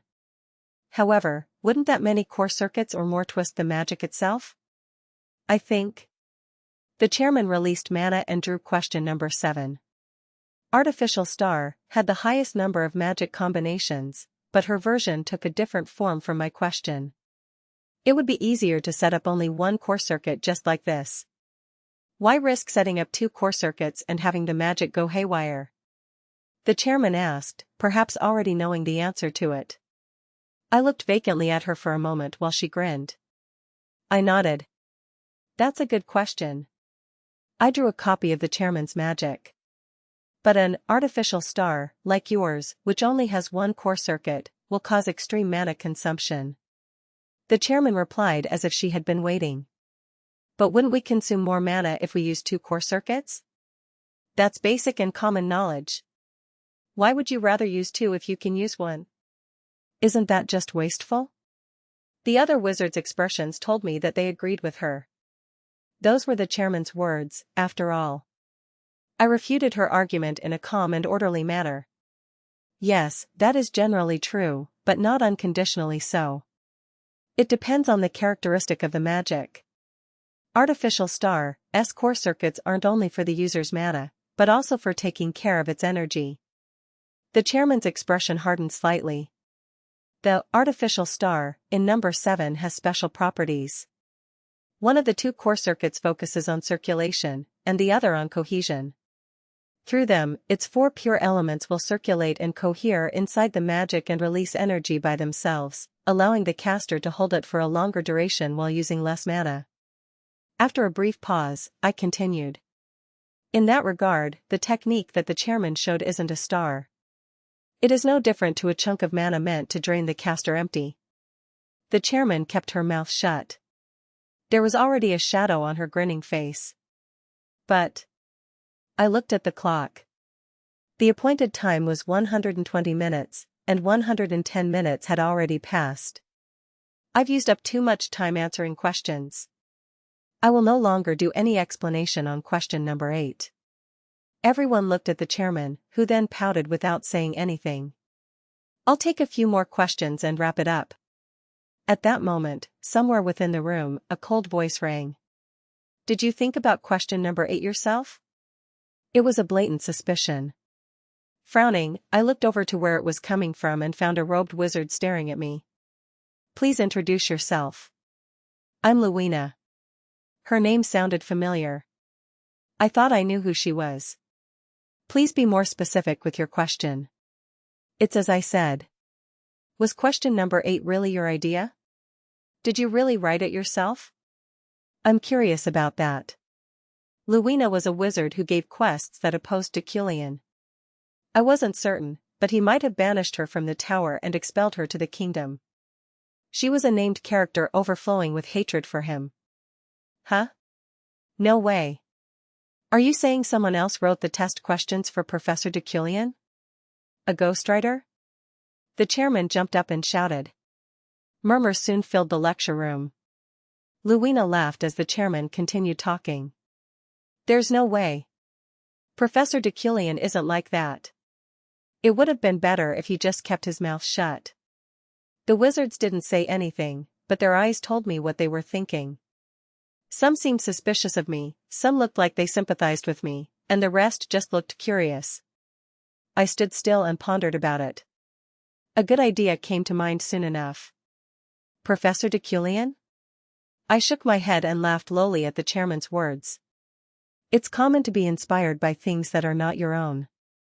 The sounds of gasps echoed. However, I emitted mana, the lines of which drew a technique in the air. This is entirely mine.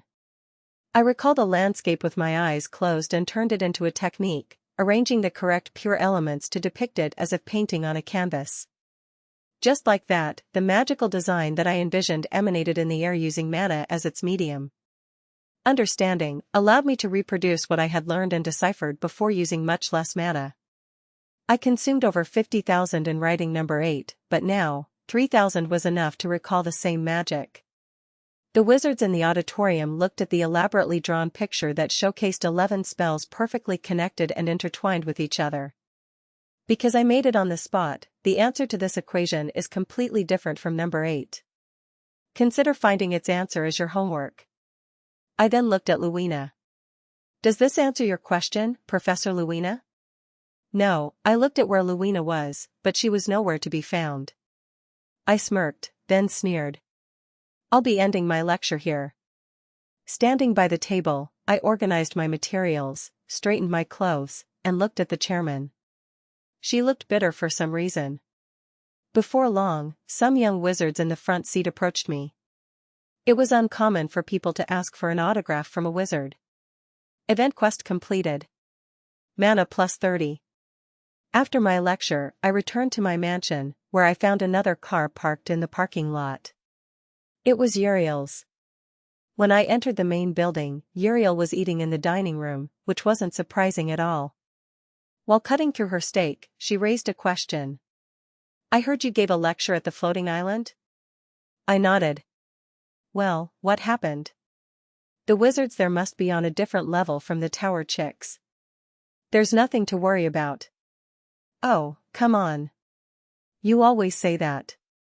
Do you want me to be worried? Unfortunately, I'm not.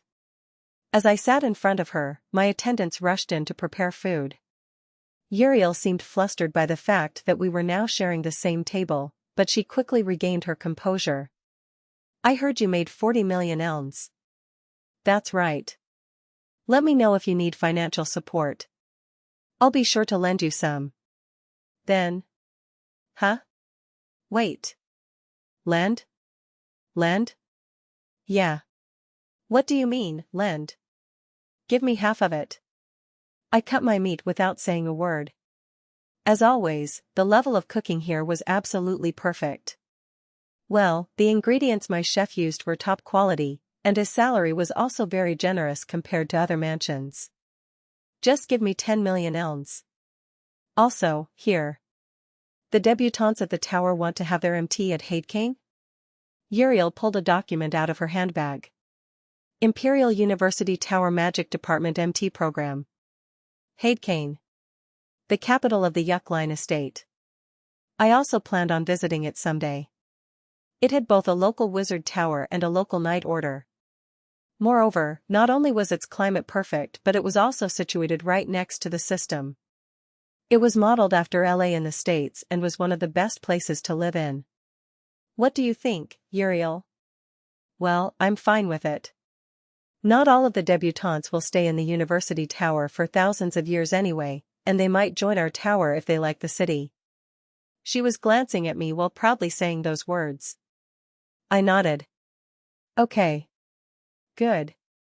Uriel returned the document in her handbag and picked up the knife again. Closely observing Uriel, I spoke up. When using a knife. I won't eat here. It was almost an instinctive response. Uriel ran away to her room with her plate, and I went to the library after finishing my meal. As soon as I sat on my desk, I took out the certificate of the tower's sponsorship, the subject of which was Ephraim Luna. The test this time was my original work, but Ephraim's father definitely gave me the inspiration for it. Drawing with elements. That idea was entirely his.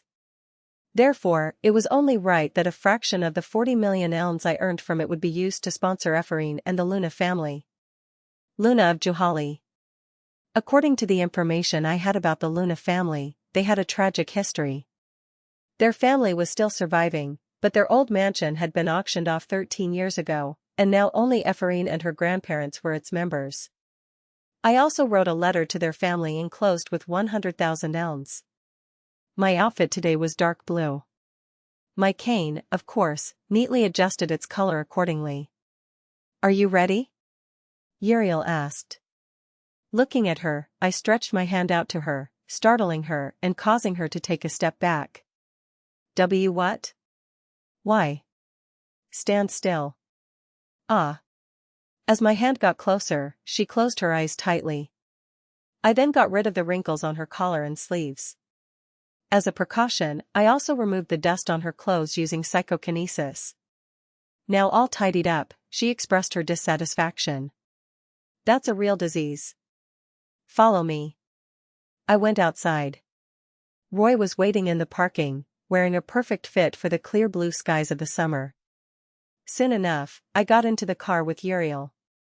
The enthronement would take place today at the Gefrain Square in the system. Uriel, take this. I handed the sealed document to her. She frowned. What is this again? This is my prediction obtained inclination of the next emperor. It was a document that summarized the important events that I was aware of, including which ones we could benefit from and how we could lower the difficulty of the quests. Huh. Are you a prophet? Just take it. Phew. Shaking her head as if finding it pathetic, she took the document. No more mind games. Prophecies were only funny at first. My lord, I don't think we'll be able to get any further than this. An uncouth crowd was blocking the road. We got out of the car. The Deculein family is this way. An imperial knight who was standing by around the area guided us to a separate passageway. As we did, I saw the square where the enthronement would soon take place. A long and wide carpet was in the middle of it, leading to a high altar. The crowd stood at its flanks, making sure to leave the carpet itself empty and unblocked. At the top of the platform, the emperor's throne awaited its next owner. this is it. The seats for the Deculein family were close to the throne. Not far away were some royals, including Mayho, Ehelm, Glithian, Sylvia, Essesel, Betten, Regan, etc. Many named characters could be seen as well. I looked at one of them in particular. Julie. Feeling my gaze, she accepted it with a bow. She looked quite tired, the dark circles around her eyes being too deep. I wanted to approach her, but I couldn't exchange greetings with anyone recklessly. Duong. Drums rang, followed by trumpets and traditional music, which marked the beginning of the emperor's enthronement. Not far away, an imperial carriage appeared, and the cheers of the citizens shook heaven and earth. It stopped before the grand and fancy carpet, signaling the cheers and music to slowly fade as well. The carriage door opened from within, and finely stretched legs touched the ground not long after. Sophie Ekater August von J. Gustgifrain. She had languidly sunken eyes, long flaming red hair, and the sharp features of the previous emperor. She was to become the new ruler of the empire. Sophian walked majestically on the emperor's road, with each of her steps commanding the people in the square to kneel and bow their heads. Before long, Sophian had climbed up the platform. Slowly, she drew nearer to her throne. Beside it was the late emperor's empress, her mother, waiting for her ascent. As Sophian knelt in front of the throne, the empress held back her tears and placed a golden crown on Sophian's head. Duong! Duong! Duong! The drums rang one after another. Now sitting on her throne, Sophian had become the emperor. Overlooking all of her people and now carrying the noblest title to ever exist, Sophian glanced at the world. She looked tired for some reason. I looked at the emperor. I knew the reason behind her fatigue. I knew her origins, her life, after all. She was. The emperor shifted her gaze towards me, and the moment our eyes met, I bowed my head immediately. However, I could still feel her staring at me.